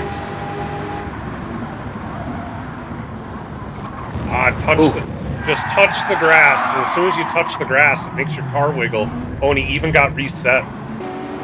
Yeah, he felt like he was going to go into the back of Roxanne. I think he was going to be safe, but those little adjustments to try to avoid contact just made the situation worse for him overall. And thankfully that reset, it doesn't put you too far back, and you have to slow down so much for that chicane anyways. It's not as bad as some of the other resets. As we see Stiggy now putting the moves on Josh Moment, going up the inside of Lesmo 1. Is Josh going to be able to hang it on around the outside? He is. Enough room was given. Very respectful racing. And Stiggy, though, on the inside. Josh on the out. Oh, there we go. Stiggy up into P1. We saw the battle between the two of them in the last race that caused Stiggy to run wide. This time Stiggy was on the inside, and everybody made it through cleanly.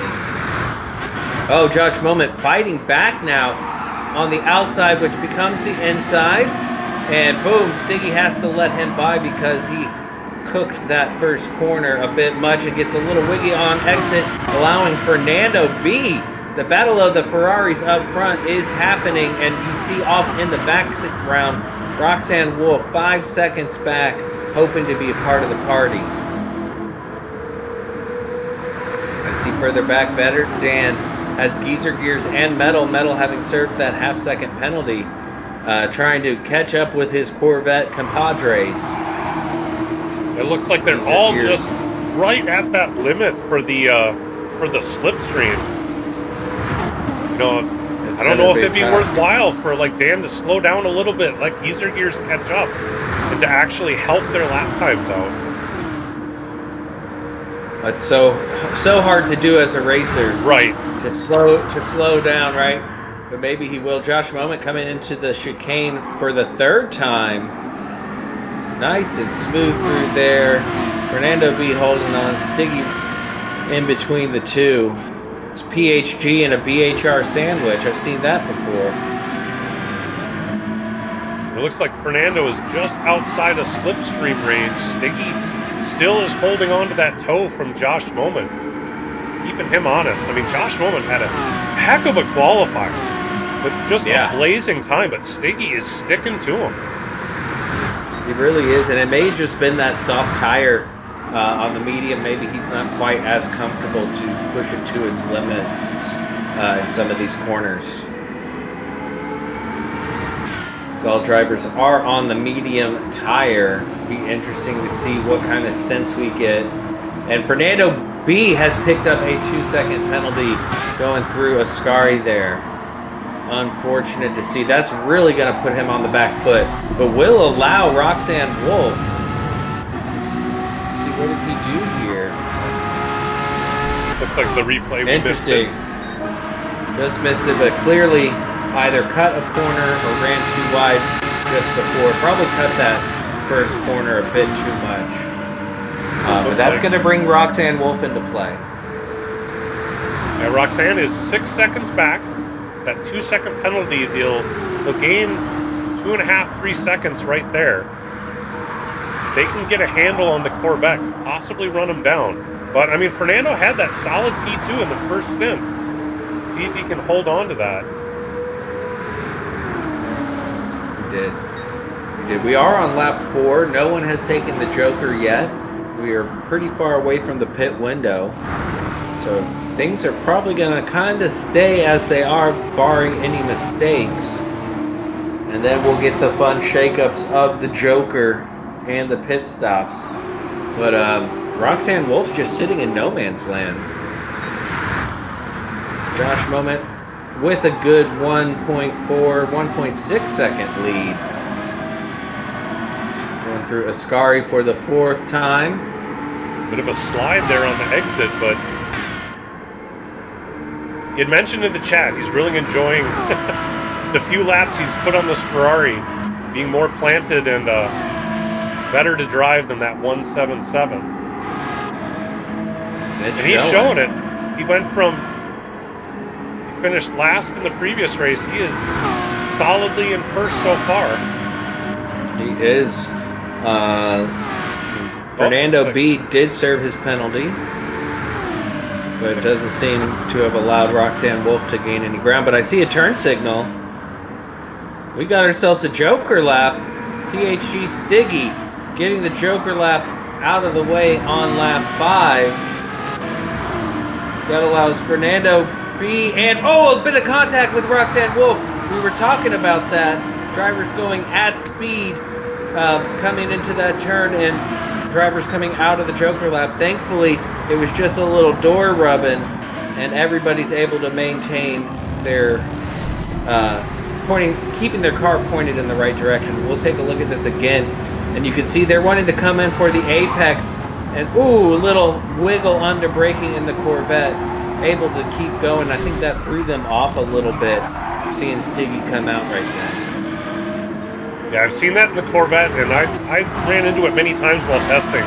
Going into that first turn under braking, if you're turning it before you get off the brakes, it'll shoot you towards that apex unexpectedly. It looks like that's what happened there. Thankfully, like you said, all they did was door bang a little bit. That's one driver with the Joker taken care of. Everybody else will need to do that. I'm curious Stiggy's thoughts of taking that when he did. Maybe it was that he knew he was going to get collected by Roxanne and would have a slipstream partner. Yeah, quite possibly. Maybe just needed to get away from the Ferraris. You know, maybe they like the cleaner air more so than the, than and following Josh Moment somebody. is taking the Joker. You caught that? Okay, good. I was looking at a different screen. Josh Moment getting that Joker out of the way, falling into P2, allowing Fernando B up into P1, and just behind are Roxanne Wolf and Stiggy. So what do you think? Do you think Fernando does the Joker this lap? I don't know. He might want to just sort of hang out in the lead for a little bit. You'll see what he can do without having any distractions in front.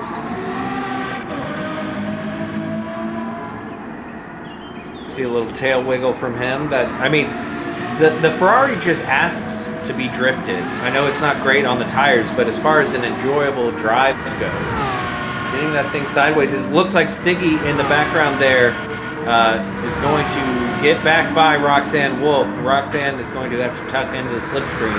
Seeing that straight line speed of the Ferrari, allowing Stiggy to catch back up. See that again. You can see Roxanne had a compromised exit. Stiggy with a much better exit. Not much to be done there other than tuck back in and hope that they can stay in the slip. Well, Roxanne picked up a penalty too. Oh, full second penalty, and Stiggy's already pulling away, so Corvette is struggling there.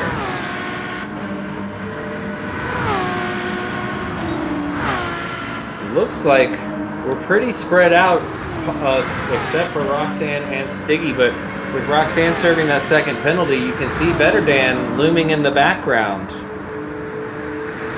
hoping to capitalize.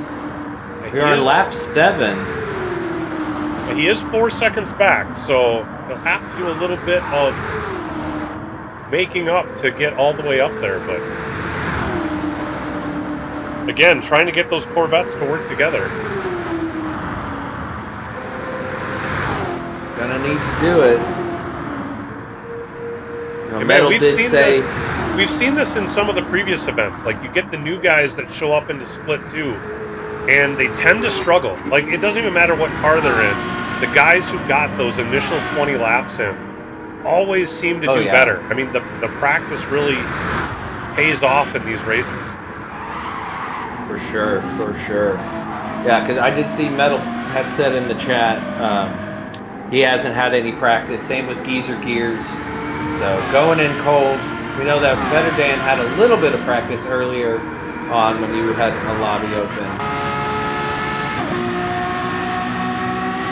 So Roxanne serving the penalty is now way off of Stiggy. Vetterdan closing in, but still a little far off to do anything. Looking inside that Corvette. What a cool looking car. I like that that dash there.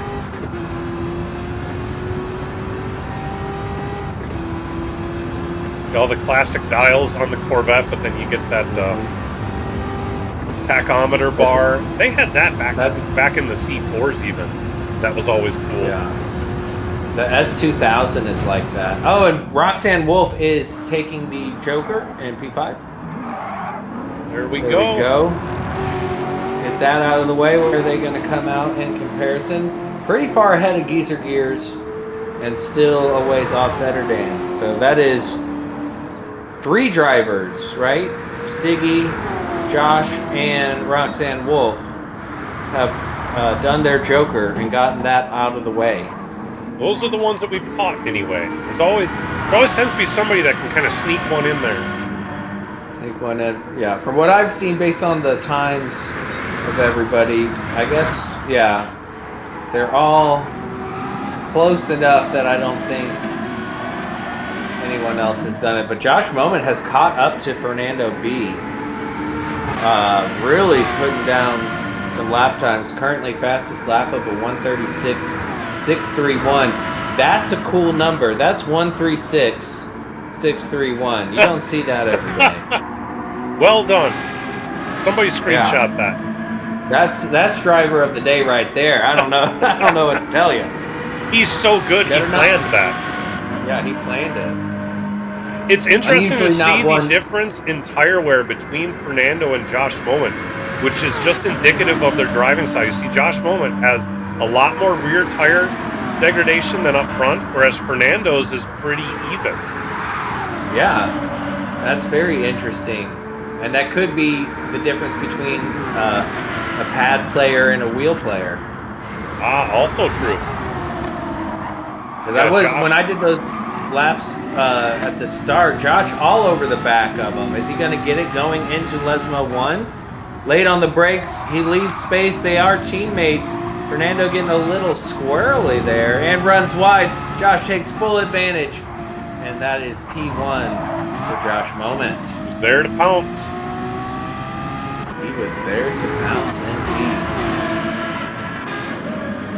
Stiggy picks up a 1 second. Oh, that is unfortunate for Stiggy. I was surprised when I was doing those laps earlier today on the controller. I never use controller, and how much easier it was to brake with the controller versus, because I have the load cell pedal, so you do have to push. Oh, Fernando B picks up a 2-second penalty as well. He's struggling with Ascari. It seems to get the better of him.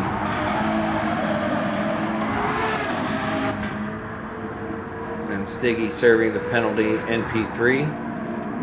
Still 6 seconds ahead of Vetterdan. Yep, absolutely. Vetterdan staying ahead of Roxanne Wolf. So Fernando B, Vetter Dan, Geezer Gears, and Metal still needing to take their Joker. And I see Leo Las Vegas has joined the chat and joined the lobby. Welcome, my friend. Welcome, Leo. Better Dan opting not to get the Joker lap out of the way yet. Again, we're seeing that front left degrading faster than the rear left. I saw Stiggy in the Ferrari here. Well, actually, about a lap ago, the front and rear were a lot more even. It looks like we are starting to see more of that rear tire degradation, but not quite as extreme as what we see on Josh's. Fernando. Yeah. Yeah, Josh's tire wear, we saw it in the last race. He was the first to pit, and I imagine he's going to be the first to pit today, or in this race. And I'm sure he's asking himself right now, he's on the 10th lap. We're at the halfway point. Does he pit now and just go with a second set of mediums, or does he see if he can ride it out another 3 laps and maybe do the second stint on a set of softs? Potentially. Oh, no, that rear is losing grip. He is not comfortable on that. Further, or just behind him, Fernando Button racked up 6 seconds of penalties. Oh my. He just served a 6-second penalty, and he and Stiggy are coming into the pits. See, Better Dan also coming in the pits. His tire's only halfway down, but not feeling very comfortable with it. See, now Roxanne on our last one was the tire whisperer, but that front left is eaten up on that Corvette, more so than what Better Dan had. And that's just because these cars, the Corvette is so much better in the corners. It has that front bite that the Ferrari doesn't have. And so while you gain time in the corners, it clearly wears the tires more. Geezer Gears also going into the pits, Metal to follow. So Josh Moment, Roxanne Wolf yet to pit. Both have done their Jokers. Fernando B has not. Fernando B just ahead of Roxanne Wolf. Or Roxanne Wolf just ahead of Fernando B. You know, reverse it. Yeah, so Josh Moment now has a commanding lead. But Roxanne is now our top Corvette runner. But Roxanne has yet to pit. Indeed, and Fernando has yet to Joker, but the pit definitely hurts you more than the Joker. As we're seeing that straight line speed of the Ferrari on display. But this has been Fernando's kryptonite. He has picked up a 2-second penalty here the last 2 laps. And he makes it through safely. Roxanne Wolf almost losing it on the exit, but manages to tuck it back in. And you can see just behind Stiggy and Vetterdan all hoping something pops off and they can take advantage. Coming into Parabolica, this is the end of lap 10 for them because Josh is already on lap 11. Or no, this is the end of lap 11. Josh is already on lap 12. As you see Stiggy now showing off that Ferrari's legs. Look at those legs. Beautiful, gorgeous. Roxanne Wolf has nothing they can do other than to watch the prancing ponies go by. Coming out of Parabolica there, Roxanne was right on Fernando and was probably really hoping to gain that extra speed coming down the straight. But the fact that Fernando had already pitted was able to carry so much more speed with those fresher tires than Roxanne, who's struggling with that front left, just wasn't able to stay glued behind him. And you see how much time lost on that straightaway. Yeah, I'm afraid this is really going to hurt Roxanne. While Vetterdan has not done his Joker lap, he has pitted, and he is right there. So the overcut not working today so far because Roxanne is going to lose at least one position in their pit stop. Yeah, I think the Joker lap in my testing, you lose about 10 seconds of time taking the Joker lap, but that's less than the time lost in the pit. So Vetterdan should come out ahead when this is all said and done. That is what I'm thinking as well. Good to see these drivers all so close together here, and you can see Roxanne struggling. Are they going? Yeah, they're in the pits. Turn signal is on. Going in the pits. That releases Vetter Dan. Now, if I were Vetter Dan, I would do my Joker lap right now. Yep, but he's already passed the commitment line, so he would have had to have had his turn signal already in order to do it. Oh, and we just had Fernando doing the Joker lap. There we go. Fernando B taking care of his Joker. And that moves Vetter Dan up. And you know what? I take back what I said. I think Vetter Dan had the right play, carrying that momentum. He's going to at least get one lap put in between him, Fernando, and Roxanne. And maybe he can come out and stay in that P3. I think Roxanne was trying to play the long game and was hoping to get another. I think if they would have gotten another lap or two out of those tires, could have come out on the softs and then run everybody down. And that was the strategy they ran in the first race, but different car. Yeah, it looks like here in the Corvette, wasn't quite able to manage the tires as well. And oh, speaking of managing the tires, Josh has barely made it to the end of lap 13. That left rear screaming for mercy. And that leaves Stiggy to push here. 28 seconds. Stiggy. I think the undercut is the way to go here. It seems that you lose too much time going long. Unless Josh, no way Josh makes it on the softs to the end. Josh is going to come back out on the mediums. And he manages to come out ahead of Stiggy. We'll see what kind of momentum, though, going into turn one. Because that gap is coming down, but Josh able to maintain. And he will have better tires at the end of this race as well for waiting as long as he did. Yes, all of Stiggy's tires still look pretty good. You know, hitting at the end of lap 10, it looks like, and splitting them. But as we saw in the first race, with the lighter fuel load, the tires on these Ferraris last a lot longer on the second stint. Yep.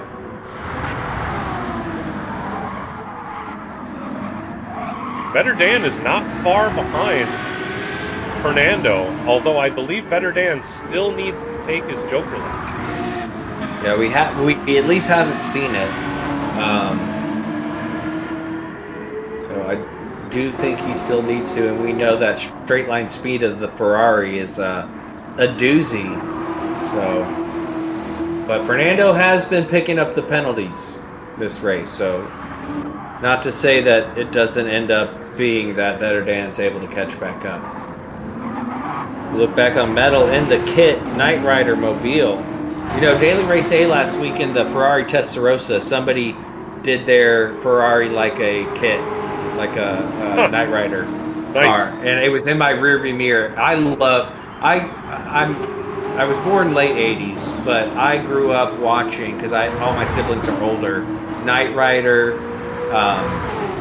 the A-Team, and MacGyver. Like those were my favorite shows as a very young kid.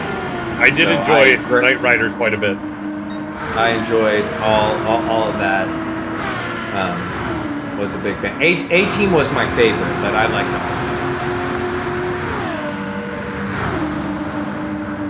them. Vetter Dan still holding on to Fernando there. Only 1.3 second gap. Gets a little squirrely under braking there into this, what is usually a flat out corner. He's only 1.3 back. If he could take this, you know, the twisty section of the track here now and close that gap, he could have the slipstream on the straights. Especially out of Lesmo 1 and Lesmo 2 here. Did catch up, is less than a second off. Oh! Runs a little wide there. And, you know, having that presence in your mirror, and we know how fast Vetter Dan is, that's a lot of pressure on Fernando. It's a lot of pressure on Fernando. Fernando coming up to Ascari. This is where he struggled most. Vetter Dan looking smooth. And it looks like Fernando gets through quite well as well. Maintaining over a second gap. So good on both of them getting through that cleanly. That's got to be so frustrating for Better Dan. He's like right at that border where he's not getting the slipstream, but he can taste it. For me, like being in the slipstream's great, but being able to see the car ahead, that's so crucial. Being able to see your target versus looking at the delta and seeing the time go down. All right, we're getting towards the end of this race, and Better Dan either snuck in his Joker lap when we didn't see it, or is waiting until the end to finally bite that off. Pretty confident he hasn't done it yet, based on where he's played out. I think if he had done it, he would be further back, because Roxanne did their Joker lap, and that allowed Better Dan to get ahead. I would imagine that hasn't happened yet, but Better Dan still with a 12-second gap on Roxanne should come out ahead. Josh Moment with the commanding 14-second lead. He has really pulled away from Stiggy in this second stint here. Has a 1:36 flat as the fastest lap. Very nice, very nice. I did see on my screen earlier Stiggy ran wide in one. I don't remember if it was Lesmo 2 or Parabolica, but that would make sense why Josh has been able to pull a bit more of a gap. And I'll keep my eye on Better Dan here while we look at everybody else, and I'll let you know if he ends up taking that Joker lap, because I am very curious to see Fernando B coming around Roxanne Wolf in P5. Has gotten that Corvette down to a 138.397 as a fastest very lap. Impressive. They're having to do a different strategy, medium, than they did in the first stint, being in a different car. So Josh Moment on that last lap dips the fastest lap below the 136 barrier. He is flying. He really is. That is impressive. Got Metal back there. Geezer Gears not too far off Metal. Metal and Geezer Gears, no practice. Both of them come in cold, so. It looks like Geezer Gears' last two laps, he's been in the 139s. So he's getting some more speed, just needs to get that consistency down. You know, now that they'll have a race under their belt, if they stick around for a third split, I would assume they would be quite a bit faster. Oh, and we did miss Better Dan's joke. He did his Joker lap 14. So there we go. We did miss it. Lap 14, he did his Joker lap. And looking, you're right, it is exactly a second. If you look at his lap times, yes. A 138.088 and then a 148.083. So he's poised to finish in P4. Oh, and Fernando with a 1 second penalty. This could be the opportunity that Better Dan has to possibly get ahead of him. Better Dan on track for a podium.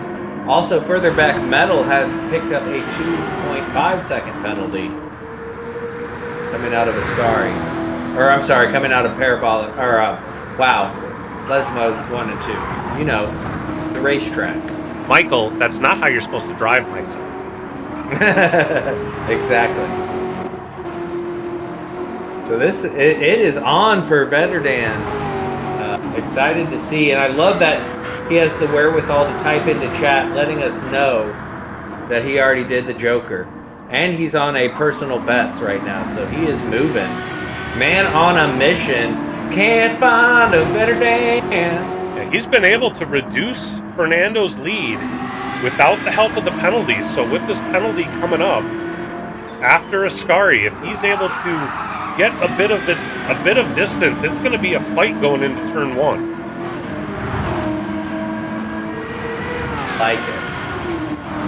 I like it. Tire wear between the two. Fernando's, the fronts are about the same, but the rear is the big difference. And we're going to see as Fernando goes deep into Ascari. Hopefully that doesn't pick up more of a penalty. Dirty tires. Bad exit. Fernando's going to get it done before the penalty line. And now Fernando has 2 laps to try to catch. Now he's going to make up a lot of time on the straightaway here, but if Vetterdan can hold it through turn 1, he's got to try to pull away through the twisty section in order to maintain that lead and try to break up whatever additional speed he can give Fernando with the slipstream. With Fernando's not tucking in behind him. Oh, now he's behind him. Yeah, and that went from a 1.6 second gap to less than a second on that straight.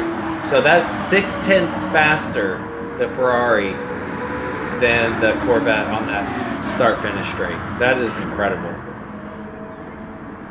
Now Vetterdan is able to brake so much later that he gets, I mean, he's got his lead back up to a 1.6. Yeah. This looks like it's the battle of the race. As that time just kind of yo-yos back and forth. Josh Moment trying to get that 20-second gap, he said in chat. And he's almost there, 19.7.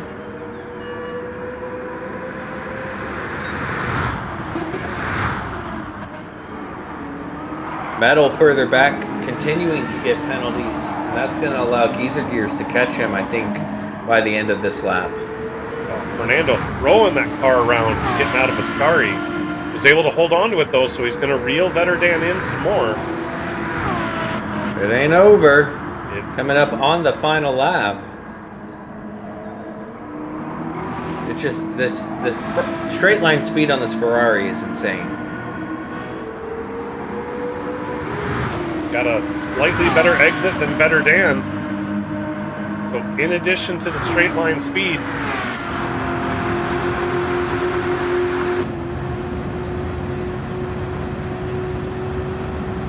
like Vetterdan's going to keep it. He's going to have to hold him off.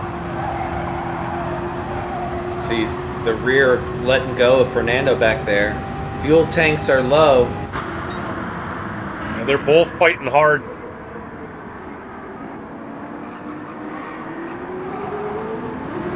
Ooh, Fernando keeps it on track.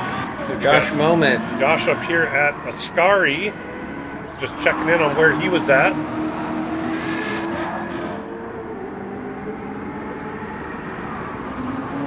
And Metal did get passed by Geezer Gears, serving all those penalties. He ended up racking up 3 seconds worth of penalties.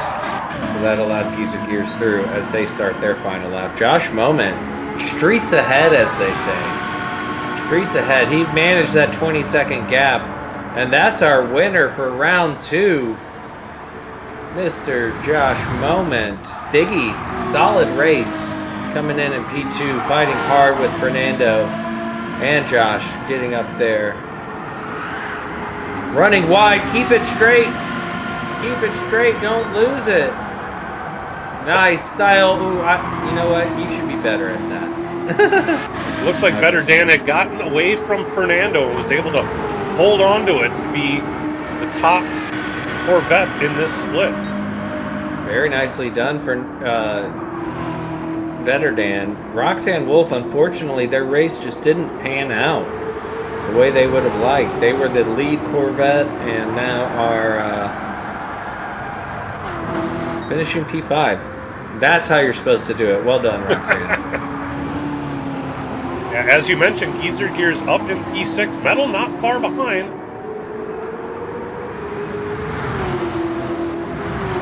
Tire-wise, Metal looks like has not as good a tire. Geezer Gears has the advantage of Parabolica.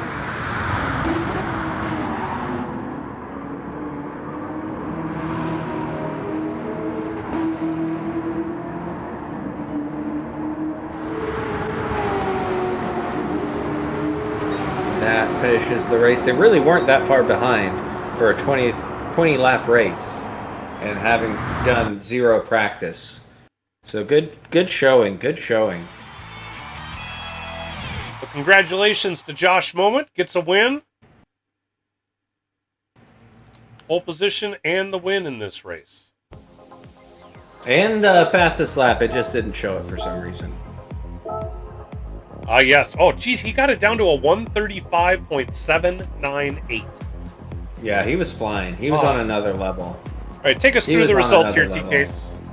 Yeah, that is Mr. BHR Josh Moment in the Ferrari, P1, P2, PHG Stiggy in the Ferrari. Rounding out our podium in P3 is PHG Vetter Dan in the Corvette. Then we have BHR Fernando B in the Ferrari for P4. P5 Roxanne Wolf in the Corvette. P6 PHG Geezer Gears in the Corvette. And P7 Metal. Solid race though from everyone. Much improvement for those who are just joining in. So good to see it. That was an exciting race. We did have 7 different people. It was nice to see that we had a Corvette that was able to edge out at least one of those solid Ferraris. So yeah, anxious to see if we get a split 3 here. If it turns into a one-make race, the Ferraris seem to have the advantage here. But I'm still convinced if we could get 2 or 3 Corvettes to solidly work together, that they could have a chance to, get up there and challenge for that win. So with that being said, who's going to be your driver of the race for this race? It's going to be Vetter Dan.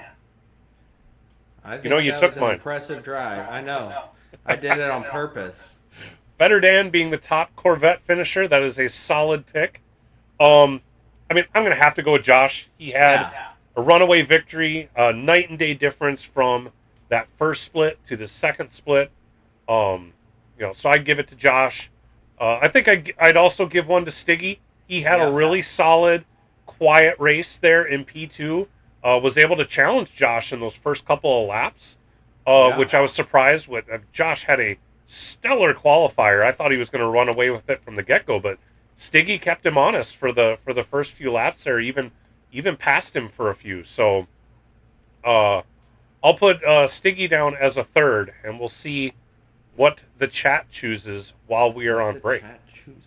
Chat chooses chatters. So, all right, we're going to take a break for another 5-6 minutes or so and see who else we can get into the lobby for split number 3 coming up, hopefully, just a few minutes. We'll be right back.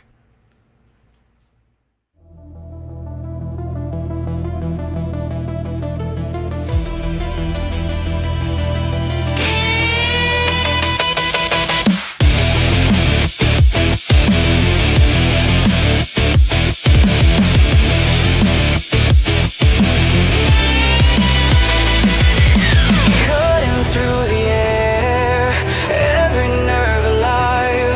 The world's a blur of motion, only speed survives. Pressure in the veins, time is breaking down. Take the line that twists away, no turning back now. Adrenaline, rushing in the bloodstream, can't contain. One chance, one line, overtake, redesign. Adrenaline, voices in the engine sing. One chance, one line, cross the edge of time.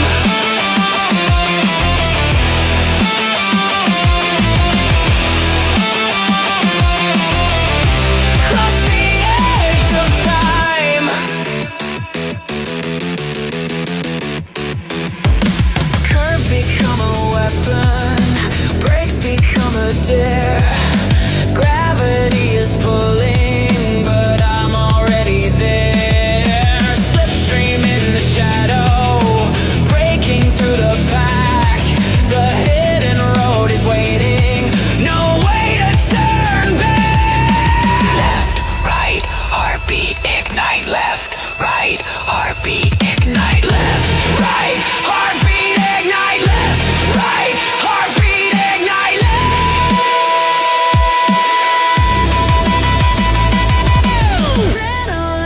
Adrenaline, voices in the engine sing. One chance, one line, cross the edge of time.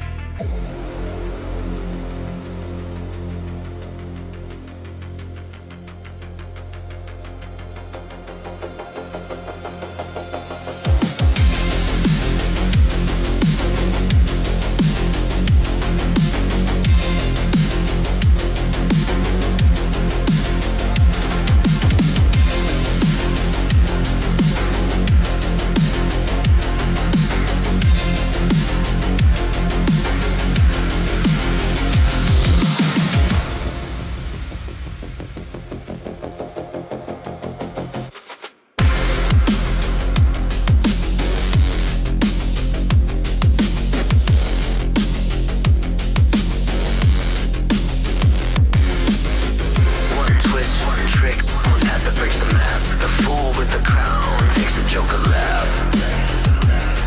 Let it roll, let it riot. We don't run with the rules, we redraw the lines. Paint my wheels in chaos, cut time with knives. Split second grin with the sideways slide. Jester in the mirror, madness in my drive. Tire scream, I hear him laughing. Mid-race flip, I'm stunning in action. All eyes watch as I roll and snap. They cut the track, I take the Joker lap.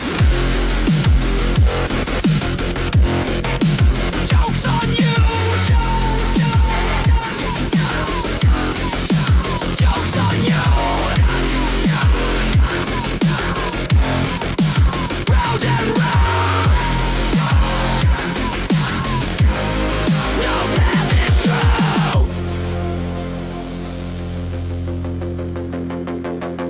Let the jester lead, let the chaos bleed. Cut across the edge where madness fades. Let Joker, let me break the map. Wild card racer in a technicolor trap. Spin that grin, let the rubber burn black. Who needs rules when the tricks beat back? Roll the die, shift the track. I'm back. Shortcut mind in a midnight mask. Flick up the wrist, twist of the cap. I win dirty, call it Joker lap.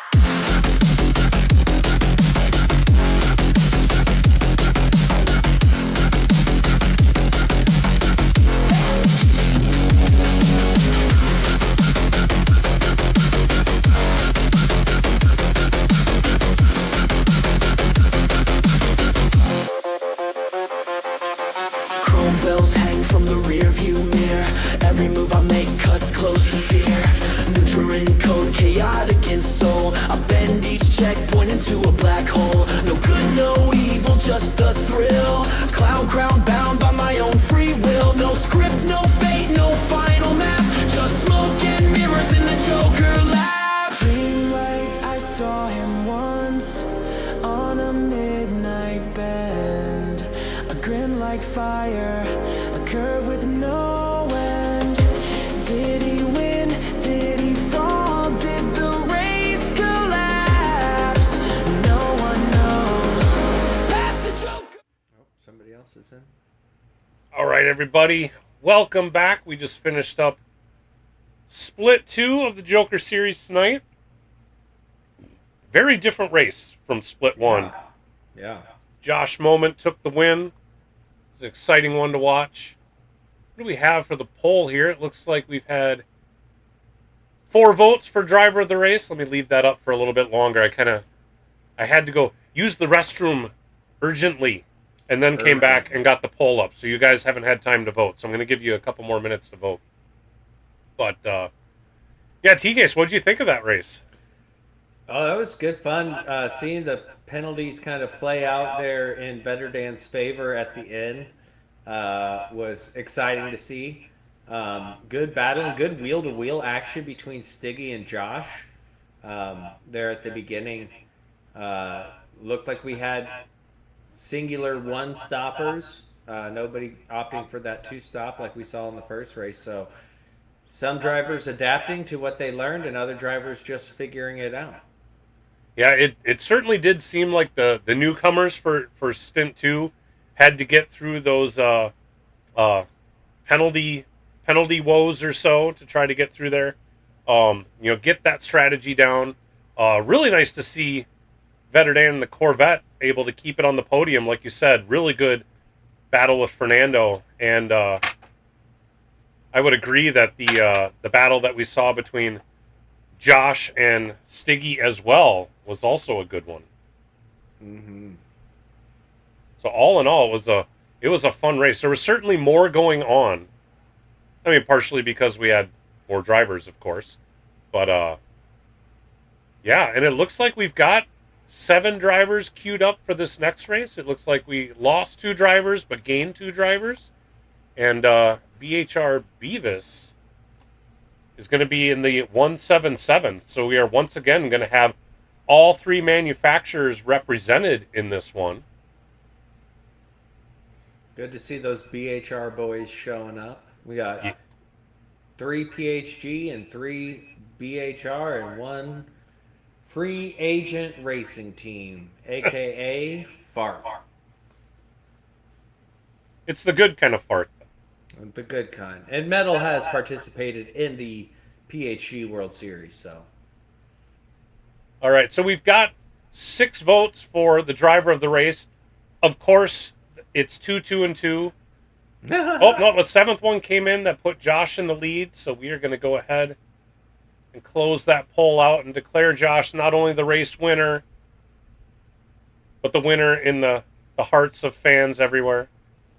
Okay, maybe not everywhere, but all the fans here. In various parts of the country. Right.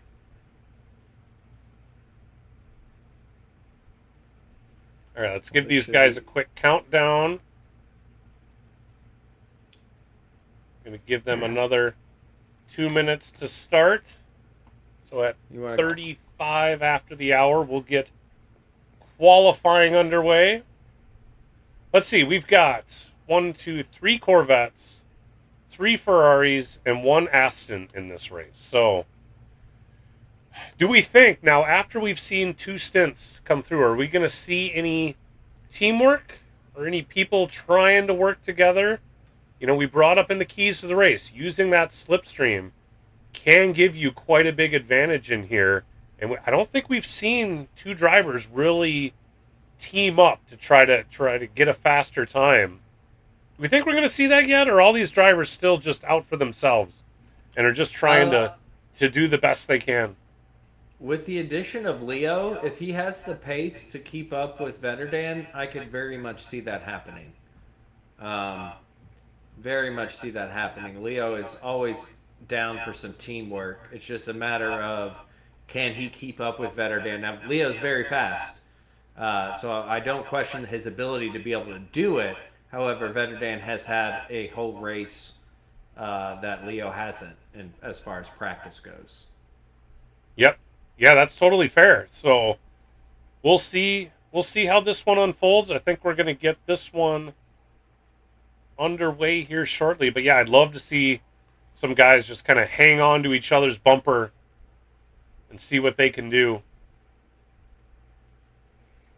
And Fernando's saying he did try to work with Josh, and we did see that. They did work together, but he wasn't able to ultimately keep up with him throughout the entire series. So if need be, I know the BHR boys will work together. Good to see Beavis in here. Always a pleasure. Love the. If you guys don't know watching, I assume you do, because who doesn't? BHR stands for Beehive Racing. That is led by Brigsby. Really awesome guy in the community. Always out there showing support. Big fan of Brigsby and his crew. They show me a lot of love, and I greatly appreciate it. Well said. All right, we are getting qualifying underway here. Let's go to the track. See what these guys do. Let's see, who do we got out in the lead? We got Josh Moment out first. He's a quick one. In his greenish Ferrari. I like that. It's a good color. He went and changed his livery, which we've seen him do that from time to time. Oh, Metal. Sorry. You can go to Metal and P6 and Kia replay. That was something. Let's see what we got here. Going into that turn 1 on the first lap. Okay, he's spun it on the other side of the road this time, but Yep. he's going to have to be careful getting into that first chicane on the first lap. At least it was qualifying this time and not the race. Right.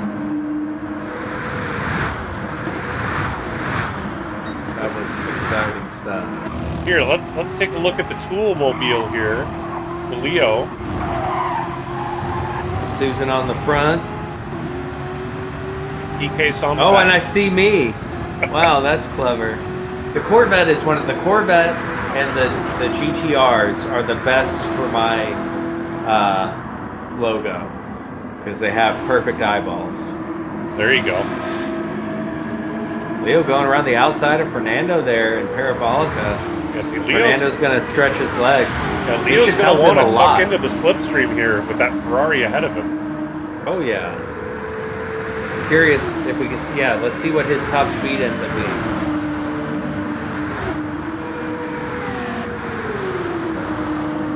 Hit 202 201. briefly. Oh, 202. Wow. I mean, that's what the Ferrari pulls through there. So clearly, with the slipstream, he's able to keep up. That is going to give him a very good time if he can keep it up in the tight, twisty bits. Better Dan up there too. You know, if Fernando and Leo work together during qualifying here, they could probably catch Better Dan and then get a 3-car train going. And when metal goes off again, he resets to the pits.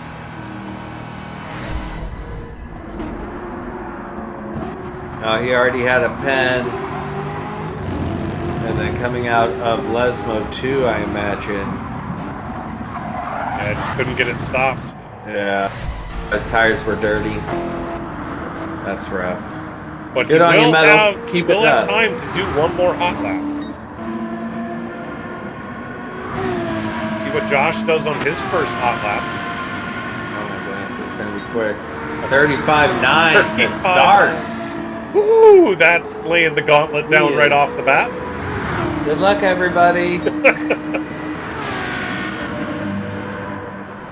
Where are Leo and Fernando going to be? Leo looks like he fell back. Not able to do what he needed to do. Something happened there in that final sector. Yeah, it looks like he is now out of the slipstream. We'll just have to run this lap by himself. Stiggy up to P2 Beavis. again. Yeah, and Beavis up into P5. Looks like Stiggy was able to get a bit of a toe off of Beavis there, and then make the pass on long straight. So yeah, something really bad must have happened to Leo because Beavis is in the Aston Martin, which we have seen hasn't been the strongest of the three. Able to be ahead of Leo there. Well, Beavis is ahead of Stiggy. Or Beavis and Stiggy were working together. Ah, yeah.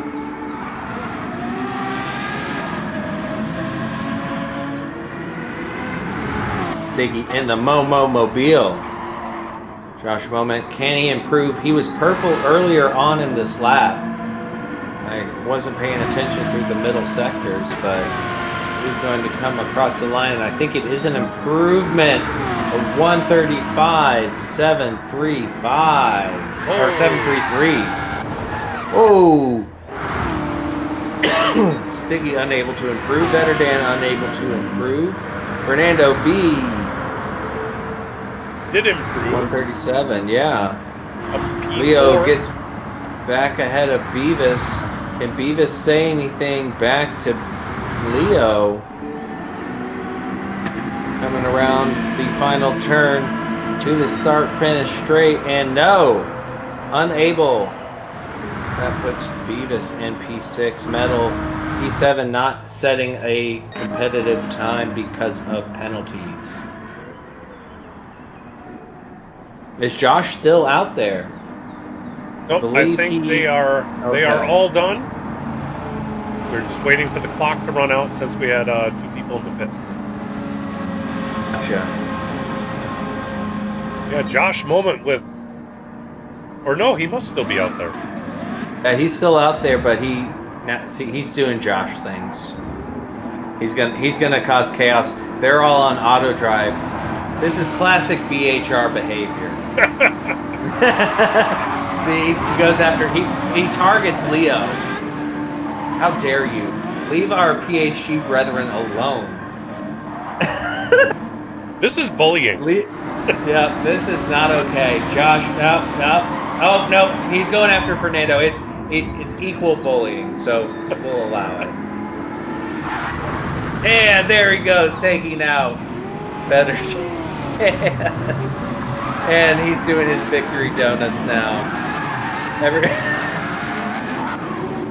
Way to go, Josh. Well done. Good entertainment all around. All right, so for the qualifying results, TKs, can you take us through these? Yes, sir. We have, of course, BHR Josh Moment in the Ferrari with a 135.733. Almost a second and a half behind him is PhD Stiggy with a 137.175. Then we have PhD Vetterdan in the Corvette, a 137.450. Fernando B in P4 with a 137.761. Leo in P5 in the Corvette with a 138.292. BHR Beavis in the 177 with a 139.498, and Metal, of course, not setting a time. So I know Metal is capable of getting into the 139s. We already saw it. So looks like these drivers have improved quite a bit. Leo making a good showing for his first outing. Yeah, absolutely. We saw all the drivers who set times under that 140 mark. So everybody seems to be getting into the groove. And seeing 135s is just crazy. Yeah. All right, we'll give these guys the tire check. And then at 1:45, we'll get this one underway.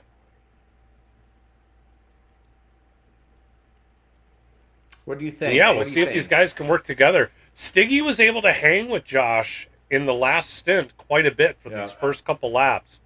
We'll see if he can do the same, and we'll see if Vetterdan has learned anything from his previous stint. You know, same thing with Metal. I'm curious if Vetterdan's able to pip Stiggy.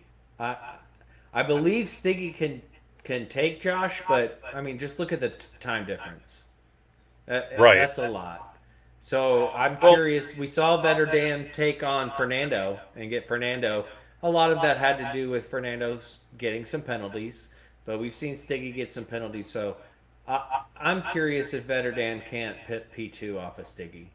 Yeah, their times are so close, and you know, without the slipstream, you would think if he could just hang with Stiggy, then they could work together. And really, with the two of them, maybe they could keep it, you know, an interesting race with Josh. You know, there's a lot that could play out here, so we will have to wait and see. I'm going to give these guys the starting soon, and then we will get this thing underway. Let's do it. Split number 3 of event number 3 of the Joker series. Yeah, we forgot to go through the round info this time around, but people probably know by now. We're at Monza. We're doing 20 laps. The 3 cars are there. It's going to be fun. It's going to be a good time. 1 lap is Joker lap, not out lap, not last lap, not first lap. Lap, lap, lap, lap, lap, lap. How many times can we say lap? Lap. Lanolin? Lanolin? That a sheep's wool? And here we go. I hear horns a honking. I hear those horns a honking. They're coming round Monza. Here we go. And go, go, go! When we're off. Josh Moment taking it with the lead. We see some action further back, side by side. Vetterdan tucks in as they come into turn one. Can they scrub enough speed off? Little wiggly from Stiggy there. Running wide, keeps it on the track. Well done, Josh Moment, keeping a tight line. And further back, Vetterdan goes off. Vetterdan has lost it. We're going into the first chicane. Everybody else seems clean and good, as our good friend Claude Genius Gaming would say, line astern for Vetterdan. Hopefully we have a replay of that because it looked violent and self-inflicted. Let's take a look, as he also picked up a penalty, and he just goes too deep. He just goes too deep. Fernando got him on the start, and he's trying to keep up with Fernando, tried to correct it, unfortunately taps the wall, picks up a penalty. You hate to see it. He almost caught it. He had like 3 chances to catch it and just couldn't quite rein it in.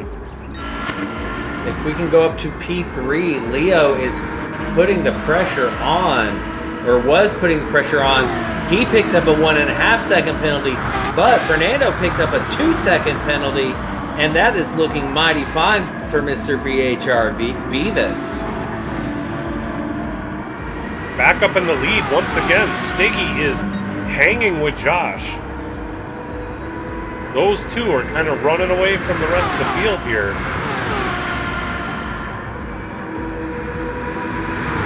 Ooh, Stiggy really now pulling in that slipstream. He's going to go up the inside, but this is too fast of a corner to be able to try to put any move on here, unless somebody has been running the Joker lap. But now we come into the braking zone of the chicane, and Stiggy gets a little wiggly, keeps it on track, and is just tucked in. They have battled through Lesmo 1 in both races. Not quite close enough to go side by side, but I cannot wait for when they go side by side again.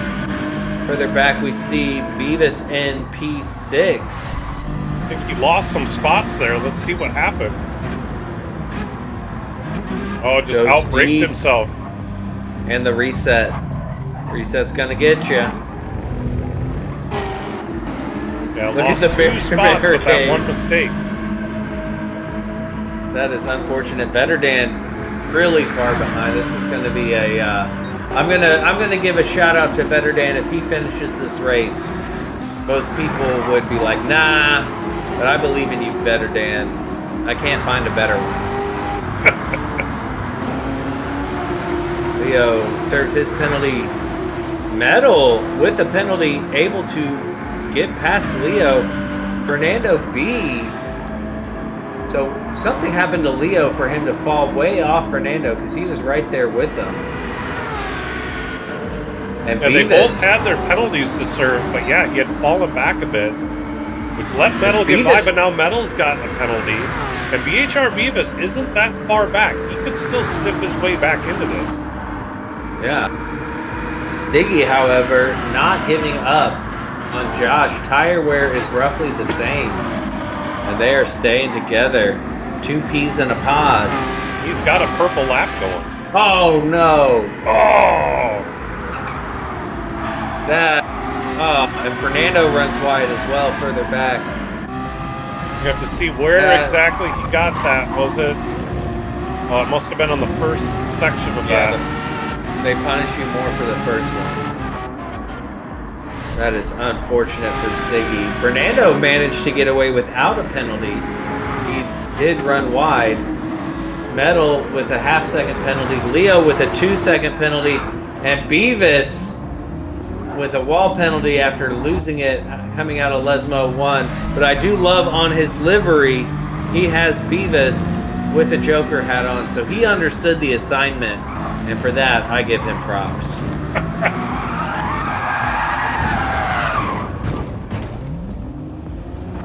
Yes. Josh Moment is running away with it now.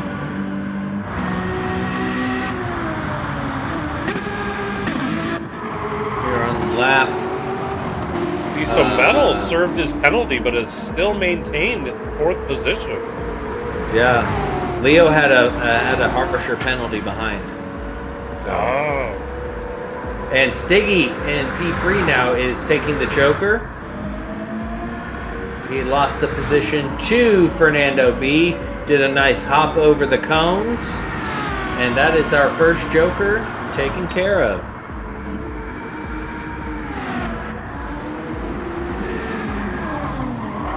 Ooh, Beavis attempting the Joker. And it was a solid attempt. I think Leo also completed their Joker lap as well. Yes, So I was actually better switching back because I saw somebody else doing the Joker. I think it was Leo. So I think we have 3 people with their Joker laps out of the way. Yes, based on Leo's time difference, it was him. Oh, but 2.5 seconds. He was not listening to your key of the race. To avoid the penalty. The penalties here are so bad. He came in late. Penalties galore. Oh, and Fernando's still struggling with the Scari. Looking like the Red Bull ring.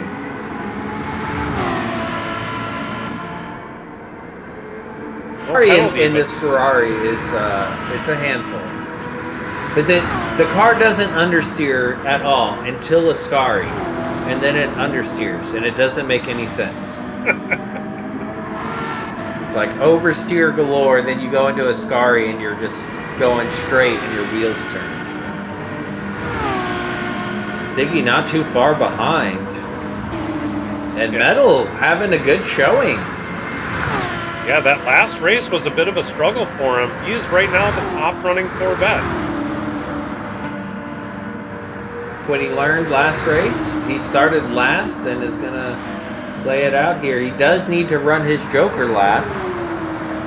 But still, he's 15 seconds ahead of Leo, so even running that Joker, if he gets it right, he'll still be ahead. And he's 3/10 up on his fastest lap. And his fastest lap was a 39.2. He may be getting down into the 38s. He's starting to figure this car out. Indeed.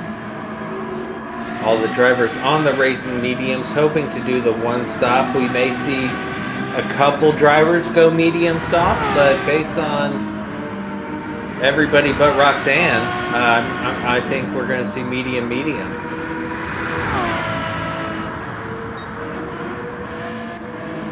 Looks like Stiggy's lost a little bit of time to Fernando. Fernando putting in some solid times here. You got to wonder, sometimes when you lose that position, you start pushing just that little bit harder to get it back, and then it slows you down more. Yep. Oh, Fernando with a big slide up ahead. That was a drift and a half. That should play to Stiggy's advantage. He lit those rears up. But no, the Delta is going in. Nope, there we go, on the exit. Stiggy is gaining, but not by that much. Look at that. Woo, he keeps it together. You know he's having fun. Like, you feel like Jeremy Clarkson in Top Gear is how you feel driving this Ferrari. But then it does this. And you pitch it sideways and you giggle and you have fun. Stiggy caught up a bit. He's still got a ways to go. Almost 3 seconds left to nip off of that time. Metal hanging in there. As we mentioned at the beginning, it looks like Leo and Vetter Dan are now together. We'll have to see if they find a way to work together to try to get their way back up in the pack a bit. Leo on a personal best. Not sure if it's because he got a bump on the straight.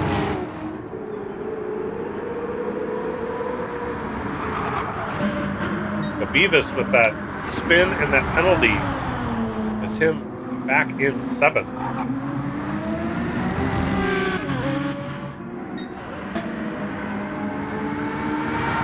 Fernando's doing a solid job there. I mean, Josh is pulling away, but, I mean, it's marginal. You know, one mistake and Fernando's right there with him. I wonder if Josh has done his... Yeah, he did do the Joker lap on the last one. He had a 147. Let's see. So So otherwise, Josh. so he provisionally has a bigger lead since Fernando has not taken their Joker lap yet. And Stiggy has done theirs on lap 4. And Leo he did his lap 4. Yeah, so I don't think Metal's done theirs yet. No. It looks like Fernando and Metal are the and Better Dan are the ones who haven't done it. Better Dan's still hanging on to Leo's bumper.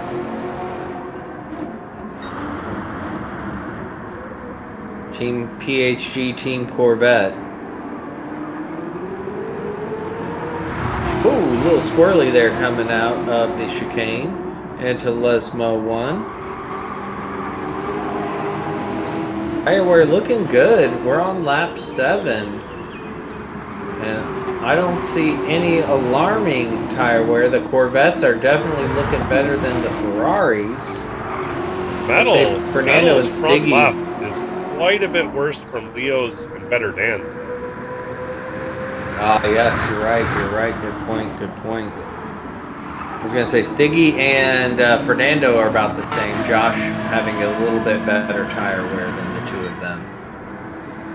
And that's surprising. Usually the faster driver ends up having more tire wear just because they're going faster. But in this case, Josh has actually been able to hold on to more tires. So he's just being more smooth through these corners. Mm-hmm. Not letting the rear end come out. I mean, Fernando's being quick, but he is hanging out that rear end a lot, which is definitely burning up that tire. Yeah. It is, but he still has Josh in sight. Stiggy can see both of them.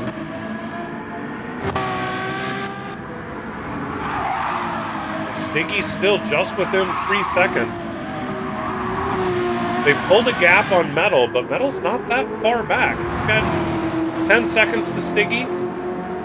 Unfortunately, he's kind of on an island.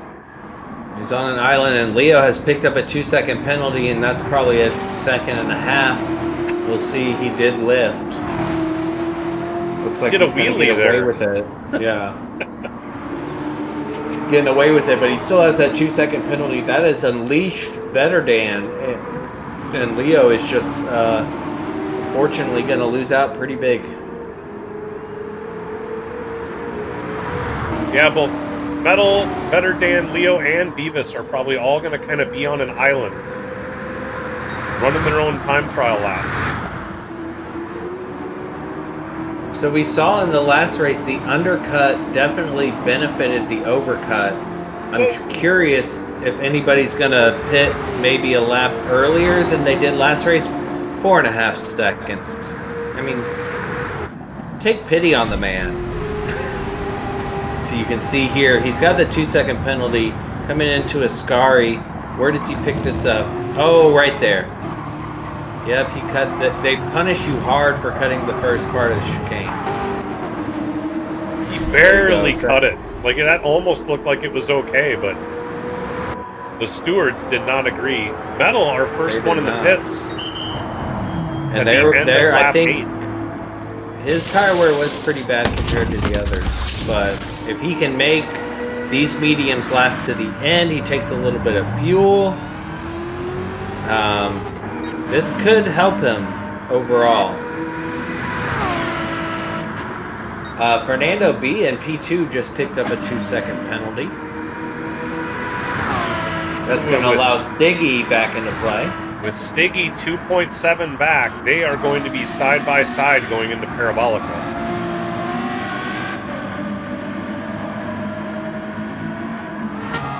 They really are, and we've seen that it benefits the driver serving the penalty because they're slowed down a little bit more and can get on the throttle that much sooner. You're going to see Stiggy attempt to go around the outside. He's a bit far back.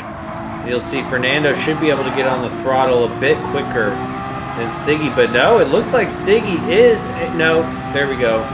And Fernando into the pit, so it doesn't matter. Stiggy on his own in P2. Ooh, I wonder how much that was mind games. That was Fernando saying, no, I'm not giving you the slipstream. Because he knew darn well Stiggy was probably going to get that pass done. Having the slipstream down the long straight, it was, I wouldn't say guaranteed, but a pretty high likelihood he would have easily gotten the pass done before entering turn 1. Indeed, and like we said, the undercut is stronger than the overcut. So pitting a lap early seems to benefit the drivers. We'll see how that plays out. Further back, I notice Leo, who's now in the pits, has a 1.5 second penalty, and Metal has a 2 second penalty. So track limits. Come on, guys. Keys of the race. Keys of the race. I told you. And that's allowed BHR Beavis to now get up into P5. Beavis was quite a ways back. Yeah. And only has he pitted already? No, I don't think so. Wow, he is managing these tires quite well. We saw when Josh was running the 177, he pitted after lap 6. Yeah. Oh, but we're... Commentator's curse strikes again. And this is where we saw him spin out the last time, coming out of Lesmo 2. Or no, that was Lesmo 1. Yep, gets on the green stuff. Why do they put that AstroTurf on racetracks? That it's clearly dangerous. And Stiggy goes into the pit. So Stiggy on lap 11, Josh staying out. Can Fernando B get back past Stiggy? Fernando B with the undercut. And Stiggy comes out of the pits, Fernando B, and it works. The undercut pays off. Well done, Fernando B. That was great strategy. He's got to make it last to the end of the race now. Better Dan also in the pits. Oh, Beavis in the pits. Into the pits. Probably going to do the medium strategy. And Beavis great on fuel as well. Solid. He's doing a solid job for coming in cold. I'm really surprised that it was a night and day difference from what we saw Josh do in that car. Yep. As far as tire wear goes, I mean, Beavis is going to be able to do this as a one-stopper. Josh did it as a two-stopper. Josh obviously just feels far more comfortable in the pro. Yeah. And Josh, I imagine he's going to come in the next lap or two based on his tire wear. He's 31 seconds ahead of Fernando, so he should come out ahead. Pit stop isn't that long here. Yeah, we had mentioned before, if he can make it 13 laps, he could possibly do 7 laps on softs with the lighter fuel load. But I don't think he needs to. Yeah, I don't think he needs to. I mean, he gets badass points if he does it, but I think he'll be fine slapping on another set of mediums. He's got fastest lap by quite a bit. I mean, he's got a 136.3 on mediums. Yeah. And we've seen the softs be a second quicker. He could be looking at a low 35 if he could actually get the softs on. But yeah, like you said, it's only for bragging rights. But and if I know Josh, he likes to brag. So I wouldn't put it past him. I know he's listening right now too, and he's probably thinking of when he can type something in the chat while he's driving the car to make himself that much more awesome. Stiggy looking good. Tire wear's great. No problem going to the end there. He just wrote hi in the chat. I also see Papa's in the chat wondering what Leo's up to. Leo's back in 6th. Wow, we got a 3-car train here with 5th, 6th, and 7th. Anxious to see if these guys will try to work together. And that's because they all keep getting penalties. I've had an eye on them, and it's been penalty lap after penalty lap, and it's allowed them to have their own fun time. Look how close they are. The battle for hashtag not last is on. Hey, and we got a gifted membership from Papa's House of Game. And it goes to Ola Watson. Big thank you, Papa. Thank you, Papa. Love to have you here, man. I really hope we're able to provide you with some much needed entertainment. Hopefully give you a smile. Put a smile on your face. And Leo is on the back of Metal up there. Metal goes a bit deep, a little squirrely under the braking. Leo has to back off. Not a clean way through. Tough place to overtake, but now tucking back in, I imagine we'll see some bump drafting here if Leo's able to catch up to Metal. Just behind him is Beavis, so Beavis closing in as well. Good thing there's no chicane here, but they're going to have to get it slowed down for this right-hander. Don't go deep. Oh! Yep, I thought that was going to happen. Good save by Leo, and that's going to bring Beavis into play. I was kind of worried that they were carrying more speed than they've carried all race into that turn. Good on them to not die. That was a heck of a save. That car looked like it was headed for the wall, and he gathered it up. That was amazing.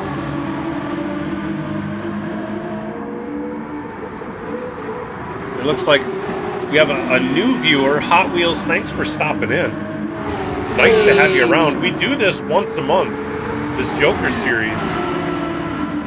Definitely consider subscribing to the channel so you can come back and watch us do this next month. Indeed. Metal picking up a half-second penalty. He's going to serve it right here. VHR Beavis now in P6. And Leo hoping to get a position there. Yes, welcome Hot Wheels.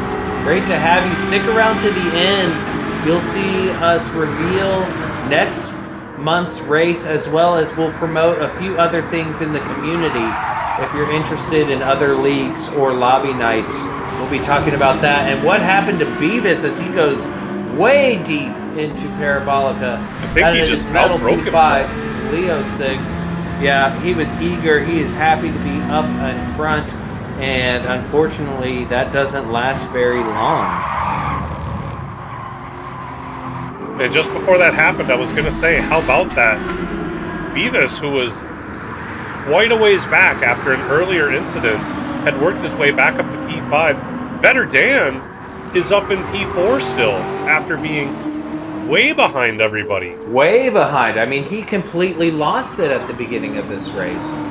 Josh Moment goes into the pits for his one and only pit stop. 28 seconds ahead of Stiggy. I've got my eyes on Stiggy. We're looking at Josh Moment.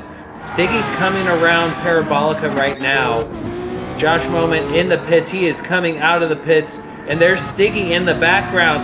No, Josh Moment able to keep it, but the gap has shrunk quite a bit. And this brings Stiggy back into play. If Josh Moment gets a penalty, if he has an off, that is Stiggy right there to play. Stiggy coming in solid again in race 2. But Josh did come out on racing soft tires. So it's going to be a pretty tall order for Stiggy to stay with him. With that said, he does have a 10-second gap to Fernando. He does. Going back, the battle is still with Leo and Beavis. Vetter Dan in no man's land. Oh. Good place to be as Leo goes wide. Can he keep it straight? Keep it straight, Leo. That's my boy. That's my boy right there. Holy, that was another save. Leo having to be up on the wheel to keep that car from going in the wall. Let's see that again. No bias at all, but Leo's awesome. My God, Leo. If you could just not wiggle the car, you'd be faster. Look at him. He gets on the green stuff. There you go, the AstroTurf. Woo! Nicely done, and that puts Beavis ahead. Not too far ahead, though. Leo's still well within the slipstream, and Metal just there behind. Oh, and Beavis with a 3-second penalty. Oh my goodness, Beavis, come on, boy. That is not good.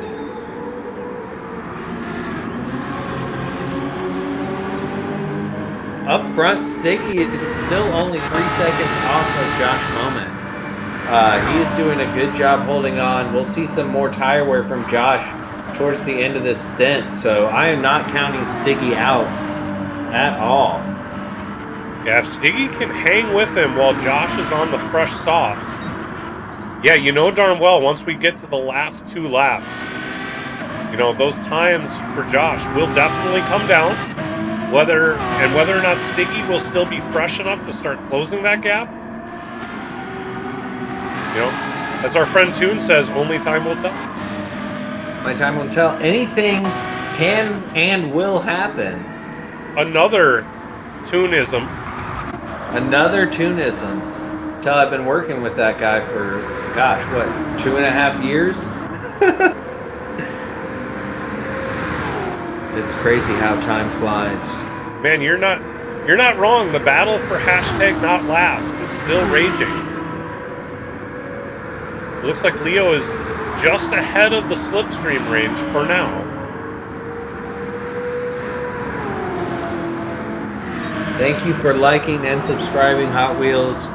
Salamander does a great job putting on this production. This was his idea, the Joker series. I'm grateful to be a part of it. I'm glad you're enjoying it. Thanks for hitting those buttons, man. We appreciate it. We hope to see you a lot in the future. Make sure to check out the link that we have pinned in the chat. It's got a lot more information on the Joker series. Let's see what happened with Metal. I think he just went too deep. We'll take a look at it. Coming into Lesmo 1. Yep. Lesmo, I have no issue with Lesmo 2. I know we were talking earlier this week, and you were talking about Lesmo 2. I have no problem with that. Lesmo 1, it's the late apexes I struggle with. And I think Lesmo 1 is the prime example. And you can't hit it early because there's a wall there. So you just get put off. And Leo with a 1.5 second penalty. And Beavis is only 1.5 seconds back. Yeah. So Beavis had a 3-second penalty, which gave Leo P5, but now Leo's about to hand it back.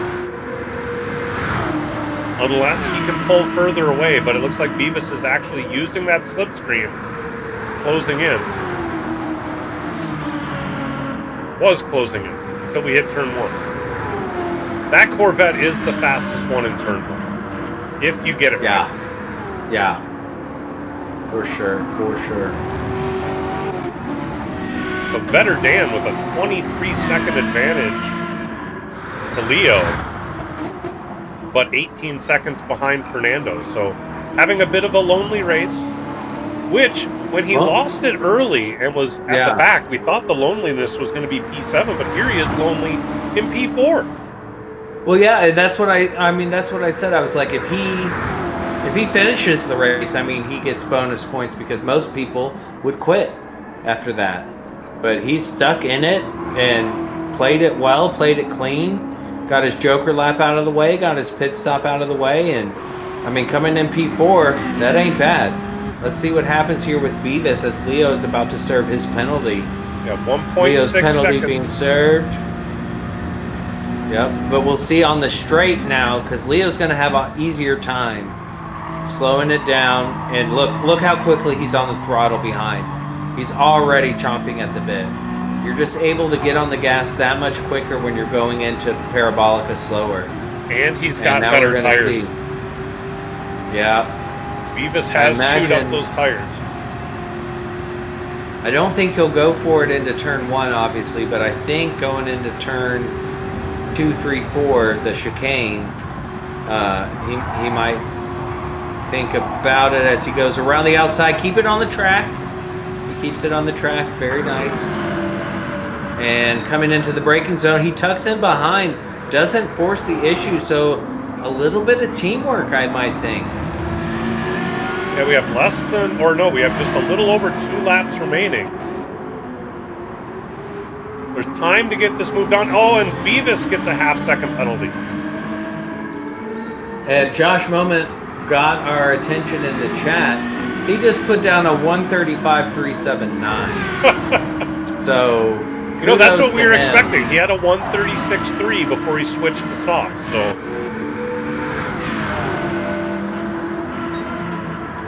and Stiggy comes in, stop texting and driving. How do these people manage to type or move their feet? That's how I feel old. You know how I know I'm getting old? I can't do that. Leo, now 2-second penalty. Not serving it on this lap. I was just going to say, he got this pass done before Beavis served the penalty, but then right got there. himself a penalty on that last turn. Got it right at the end. Saw him cut it. You saw him cut it. Oh, these guys are their own worst enemy. Stiggy, though, has kept it under 10 seconds with Josh Moment. And that's impressive. That's impressive. Yeah, he's doing low 137s. Even had a 136.9 in there. I mean, look at those lap times from lap 12 through 18. Consistent. Very consistent. Yeah. He still has half his tire left. Josh has half his tire left as well, and they're on the final lap. And he's clearly texting and driving again. We saw his hazards on. And Stiggy has less fuel than Josh, so his car is just a bit lighter than Josh. But I don't think that is going to help. Fernando just chilling in P3 doing his thing. Fernando has had a great night. Great night from Fernando. Vetterdan up into P4. Vetterdan was 18 seconds behind. He is now only 7 seconds behind. Very nicely done from the man, Vetterdan. Leo, serving his 2-second penalty, is going to allow Beavis back ahead, and the battle is on. We're about to start the final lap with these two. The battle for P5. Who finishes in the top 5? Is it Leo2443YT_PHG? Or is it BHR_Beavis75? It's like Beavis pulled a gap there coming out of Parabolica.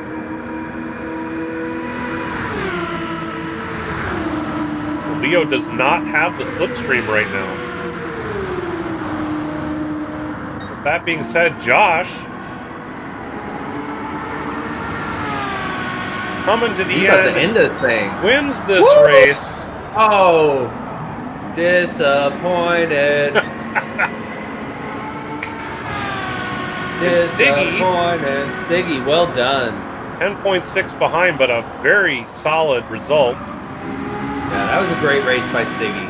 Oh, Fernando really here. won. Oh, I noticed his left rear tire is very dead. That might be why he's struggling these last couple laps. Vetterdan is catching up even more, but 5.6 seconds, unfortunately, is probably a little too much to overcome, unless Fernando spins it,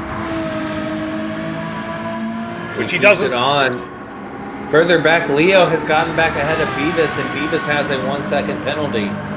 Fernando finishing the podium. Vetterdan, MP4. Great race from Vetterdan.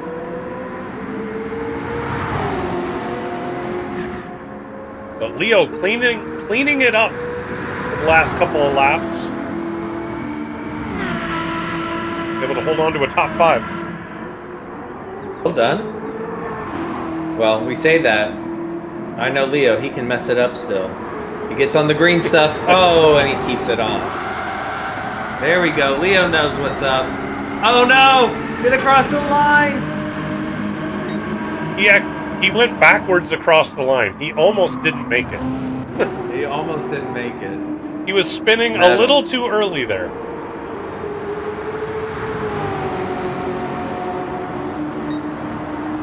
Vettel bringing it home at the end. Vettel had a really good run in the middle of this race. Just some unfortunate incidents at the end. But congratulations to Josh, the winner of Split 2 and Split 3 tonight. Woo! Josh Moment. Save that replay. Yeah. Then let's go through these results. TKs. Well, BHR Josh Moment found the right car and made it work for him. And the Ferrari with a fastest lap of a 1:35.379. Incredible. Then we have PHG Stiggy, solid P2 in the Ferrari as well. Rounding out the podium, BHR Fernando B, also in the Ferrari. See a pattern there? Then we have PHG Vetterdan and the Corvette. Solid recovery. Big shout out to Vetterdan there. MP4. Leo coming back hard when his first race in P5 in the Corvette. Then we have BHR Beavis in the 177 Aston Martin in P6. Metal showed some promise there, but he's got the kit livery, and that's all that matters in P7 in the Corvette. Livery of the race, I would say. Indeed. Indeed. So simple, too. All right, so that was an exciting one, especially near the back. But I mean, Stiggy made it exciting at the end. I mean, all in all, that was a pretty solid race. Who do you got for driver of the race in this one? Better Dan. Better Dan? Yeah.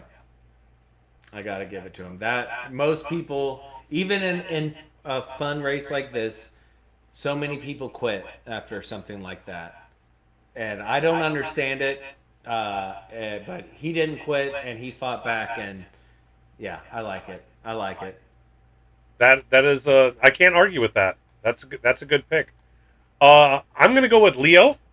I think Leo had a good solid outing for his first race of the night.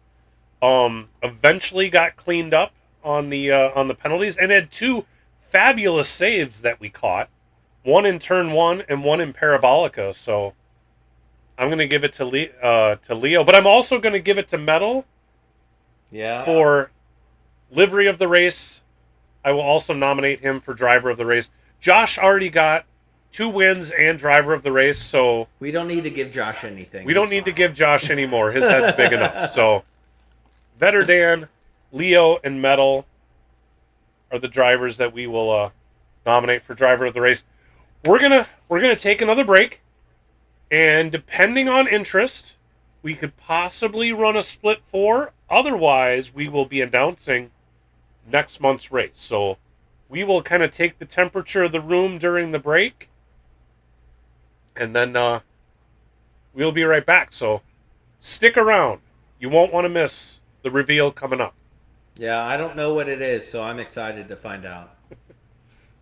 TK's doesn't want us to do a 4th split because he wants to learn what it is. But we're going to talk about that. I want to know what it is. All right, we'll be right back.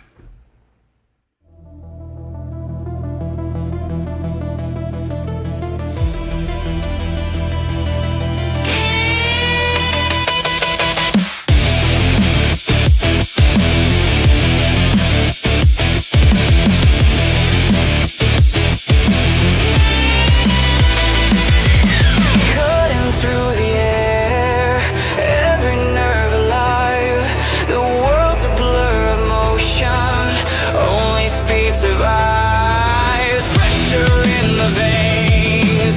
Time is breaking down. Take the line that twists away. No turning back now. Adrenaline, rushing in the bloodstream, can't contain. One chance, one line, overtake, redesign. Adrenaline, voices in the engine sing. One chance, one line, cross the edge of time.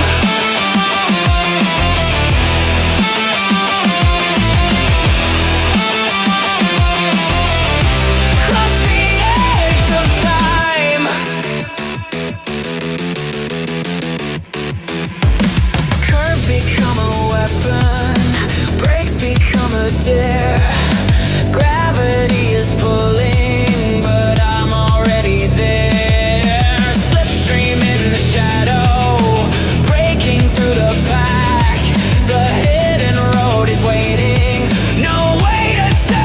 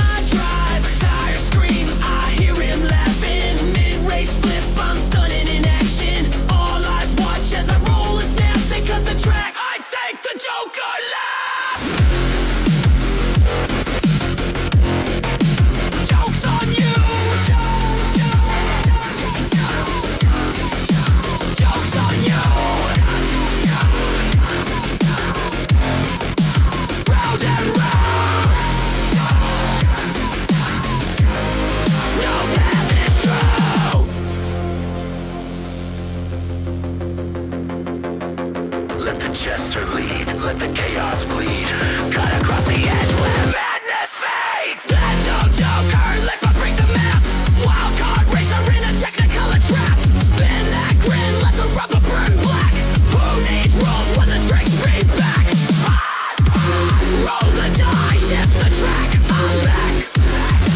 Shortcut mind in a midnight mask. Flick up the wrist, twist of the cap. I win dirty, call the Joker lap.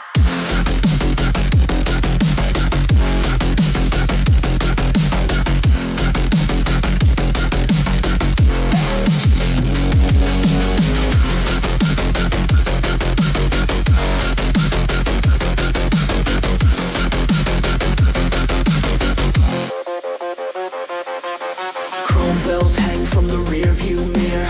Every move I make cuts close to fear. Neutral code, chaotic in soul. I bend each checkpoint into a black hole. No good, no evil, just a thrill. Cloud crown bound by my own free will. No script, no fate, no final map. Just smoke and mirrors in the Joker lab. Green light, I saw him once on a midnight. All right, everybody, welcome back. We just wrapped up Split 3, and I just realized we never put in the poll for driver of the race. I'm sorry. That's my bad. I need to own that one. We were too busy talking during the break, and I forgot about it. But we also saw that everybody, in the past 2 months that we've done this, we've always done 3 splits, and then we've been done. So it seemed like everybody just assumed that. By the time we went to break, I went and looked, and everybody had already left the lobby. So I think we're done after 3 splits. Before we get to the reveal, let's talk about the 3 races tonight. You know, we didn't have quite as many people, but I was kind of expecting that. We had GTWS going on. People are practicing up for NRL. I get all that. But we had 3 good races. We had some good stuff going on.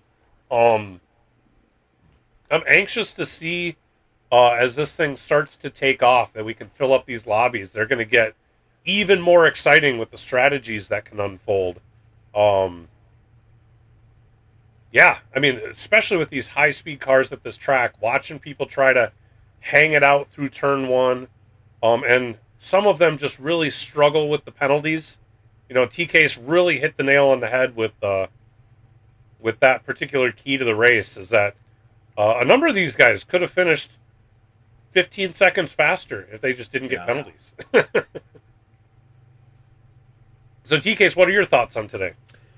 I mean, you know, I think race 2 and 3, we had I mean, it wasn't full lobbies, but a good number of drivers there. It was good to see. Overall, I think Roxanne Wolf really impressed there in that first race, kind of showing everybody what the strategy could be. And then Josh Moment taking up the mantle and finishing it off. So good adapting, and that's one of the things I like. You know, doing 3 races like this typically is the same people. It's fun to see the progression, right? The strategy progress. Drivers do racing, you know, some practice during the week, but like you said, with GTWS, with NRL, and stuff going on. A new game, NASCAR 25, came out. You know, people aren't devoting as much time, but still seeing the progression there and drivers trying different cars. Good to see. Yeah, absolutely. I mean, exactly what you said. You know, seeing the people get better race to race is always fun to watch.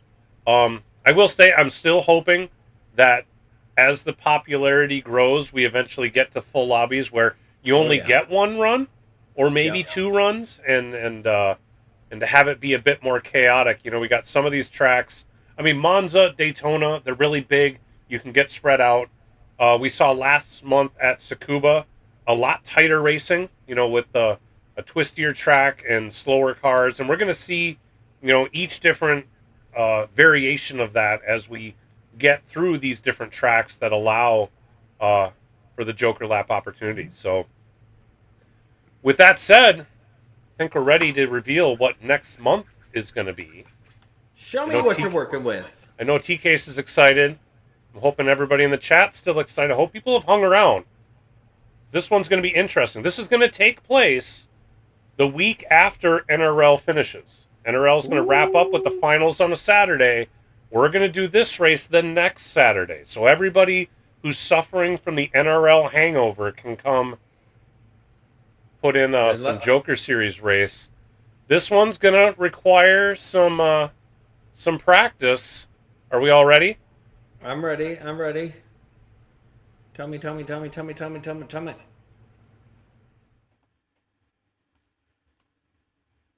Ah! Let's go! So we That's are what going I'm to be talking about. We are going to be at Willow Springs at Horse Thief Mile, which does not get used very often. And we're going to be using open air track cars. The Radical SR3SL, the KTM Expo, and the back Mono. This was a fun one to test. It took a little while for me to get the hang of what was going to go on here, but this is a fun one. You can see in the little map, the Joker lap is right after the long first turn, and really the only straightaway at all on this track is right after the first turn where the Joker lap is at. Otherwise, you are constantly turning at this track, and it goes uphill, downhill. This is a very technical track in some cars that are made to be track cars. Yeah. This is going to be a lot like Tsukuba. It's a twisty track. They're lower powered cars, but they are made for the track. So there is that. We are going to be running on sport soft tires. Yeah. So it's this one's going to be fun. It's interesting. The Radical is that, well, maybe the straight's not long enough. It's one of those ones where you double shift. You go from like third to fifth or fourth to sixth, but I don't know that you're going to get up to that speed to manage that. I love all three of these cars. I really do. We've used all of these in my lobbies, but never together. So that's going to be really interesting on this track. The dirt is everywhere. It is a sandbox. I like the choice of sport softs for sure. Yeah, you do have to be careful. It's not quite like Big Willow, where you go off in the sand and you're off in the sand for minutes at a time. It's relatively easy to recover in most cases.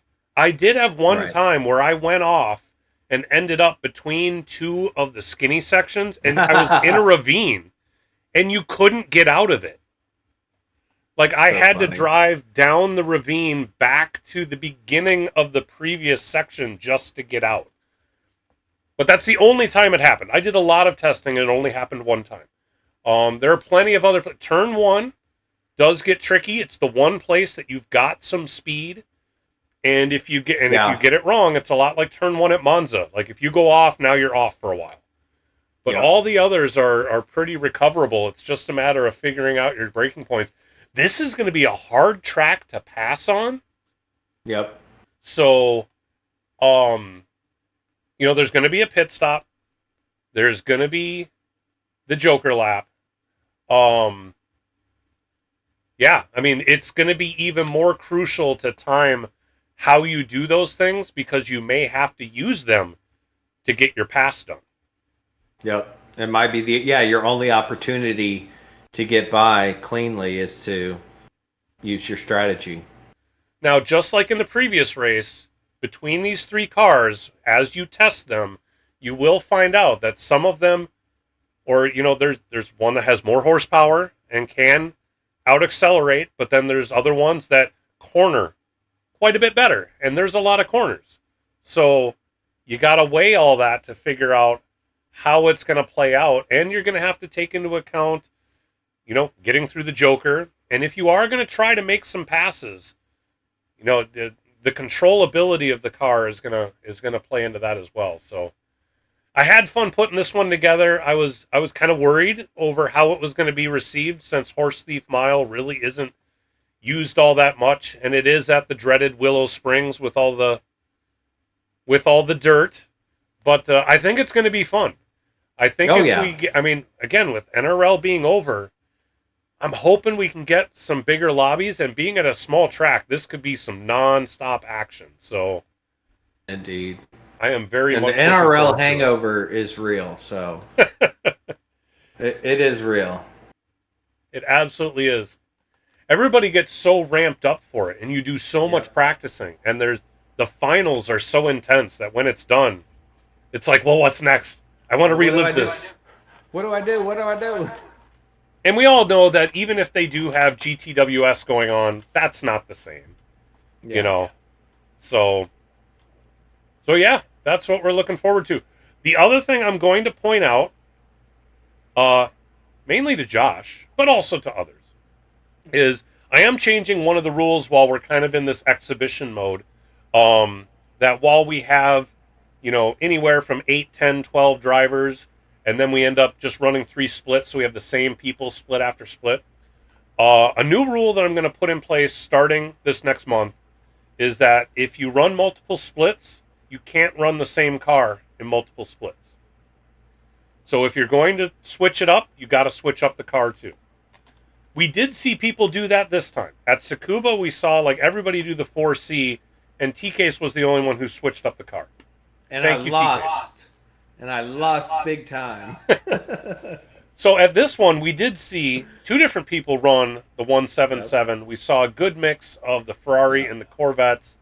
In the end, it did turn out that the Ferrari was kind of the meta. It did seem to run away. Vetter Dan did really good in Split 2, being able to make the podium. But seeing people try different stuff is great. Starting next month, though, if you're going to run 2 splits, 3 splits, you're going to have to choose a different car each time. So I'm going to be adding that to the rule book. And yeah, that's how we got it going. So everybody who's stuck around this long, thanks for sticking around. Again, remember, hit that like button, hit that subscribe button, ding the notification bell. We'd love to have you back. We saw Hot Wheels come in, was really enjoying what we got going on here. Hoping to see you again. I hope bring your friends. We'd love to have more people. One final call out to the QR code we have up on the screen to benefit Papa's family. The tragic loss of his wife. He's certainly got bills and stuff to take care of. And I'm sure he's struggling with. So if you feel the need, or if the spirit moves you, there's a way for you to donate. We are getting really close to, I think it was the $8,000 mark. If we could get him pushed over that would be nice. T-Case has the GoFundMe set up. All the money is going to go straight to Papa and his family to help him recover and get back on his feet and move on. So shout out to Papa for that, and shout out to all of you that have helped him so far with the donations. There have been so many that have come in, and we know Papa appreciates it. Those of us that are PhD officers greatly appreciate it. Making that call out to the community and seeing the community come in waves has been a wonderful thing to see. So thank you to everybody that's done that. Absolutely. With that said, TKs, do you have any final words? Oh, we're going to shout out some of the other series that we are associated with, and just kind of give them a shout out here before we go. We've mentioned it a number of times throughout the stream tonight. NRL. You can find information about NRL at the website mcnaughty.gg/NRL. They are currently in the middle of season 6. If you go to the website, you can get the schedule of when that's all happening. I believe they're going to have knockout round number 3 coming up on this Friday, Saturday. Is that correct, TKs? Yes, it is the final round before the finals. Top 14 drivers combined from Friday and Saturday for Division A and Division B will make it to the finals. So it's coming down to the wire, and it's tight. We had some steward decisions come in after this last round, and it's shaking things up quite a bit. Yeah, so it is bound to be. I mean, all the races there have been absolute bangers.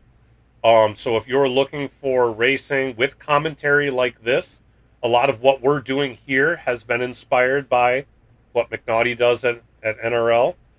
So check that out. We also have the PHG World Series. We are currently between seasons right now. We wrapped up season 2 a couple months ago.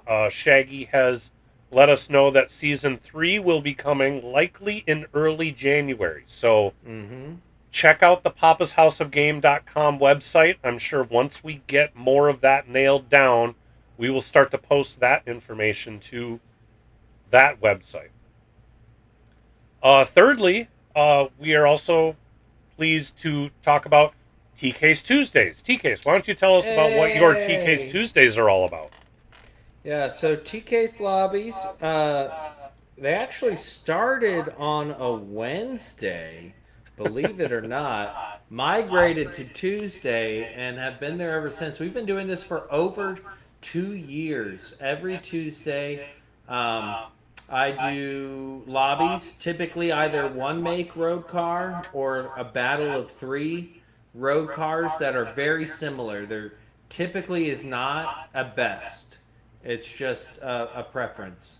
I rotate between all the cars, typically on sport tires, and we have a lot of fun. A lot of the drivers you saw in here tonight show up to my lobbies on Tuesdays. We start at 7 p.m. Central, go for about 3 hours, so from 7 to 10, and it's a really good time. There's a few drivers who really don't play the game other than Tuesday nights. They get on and participate. It's been a great time.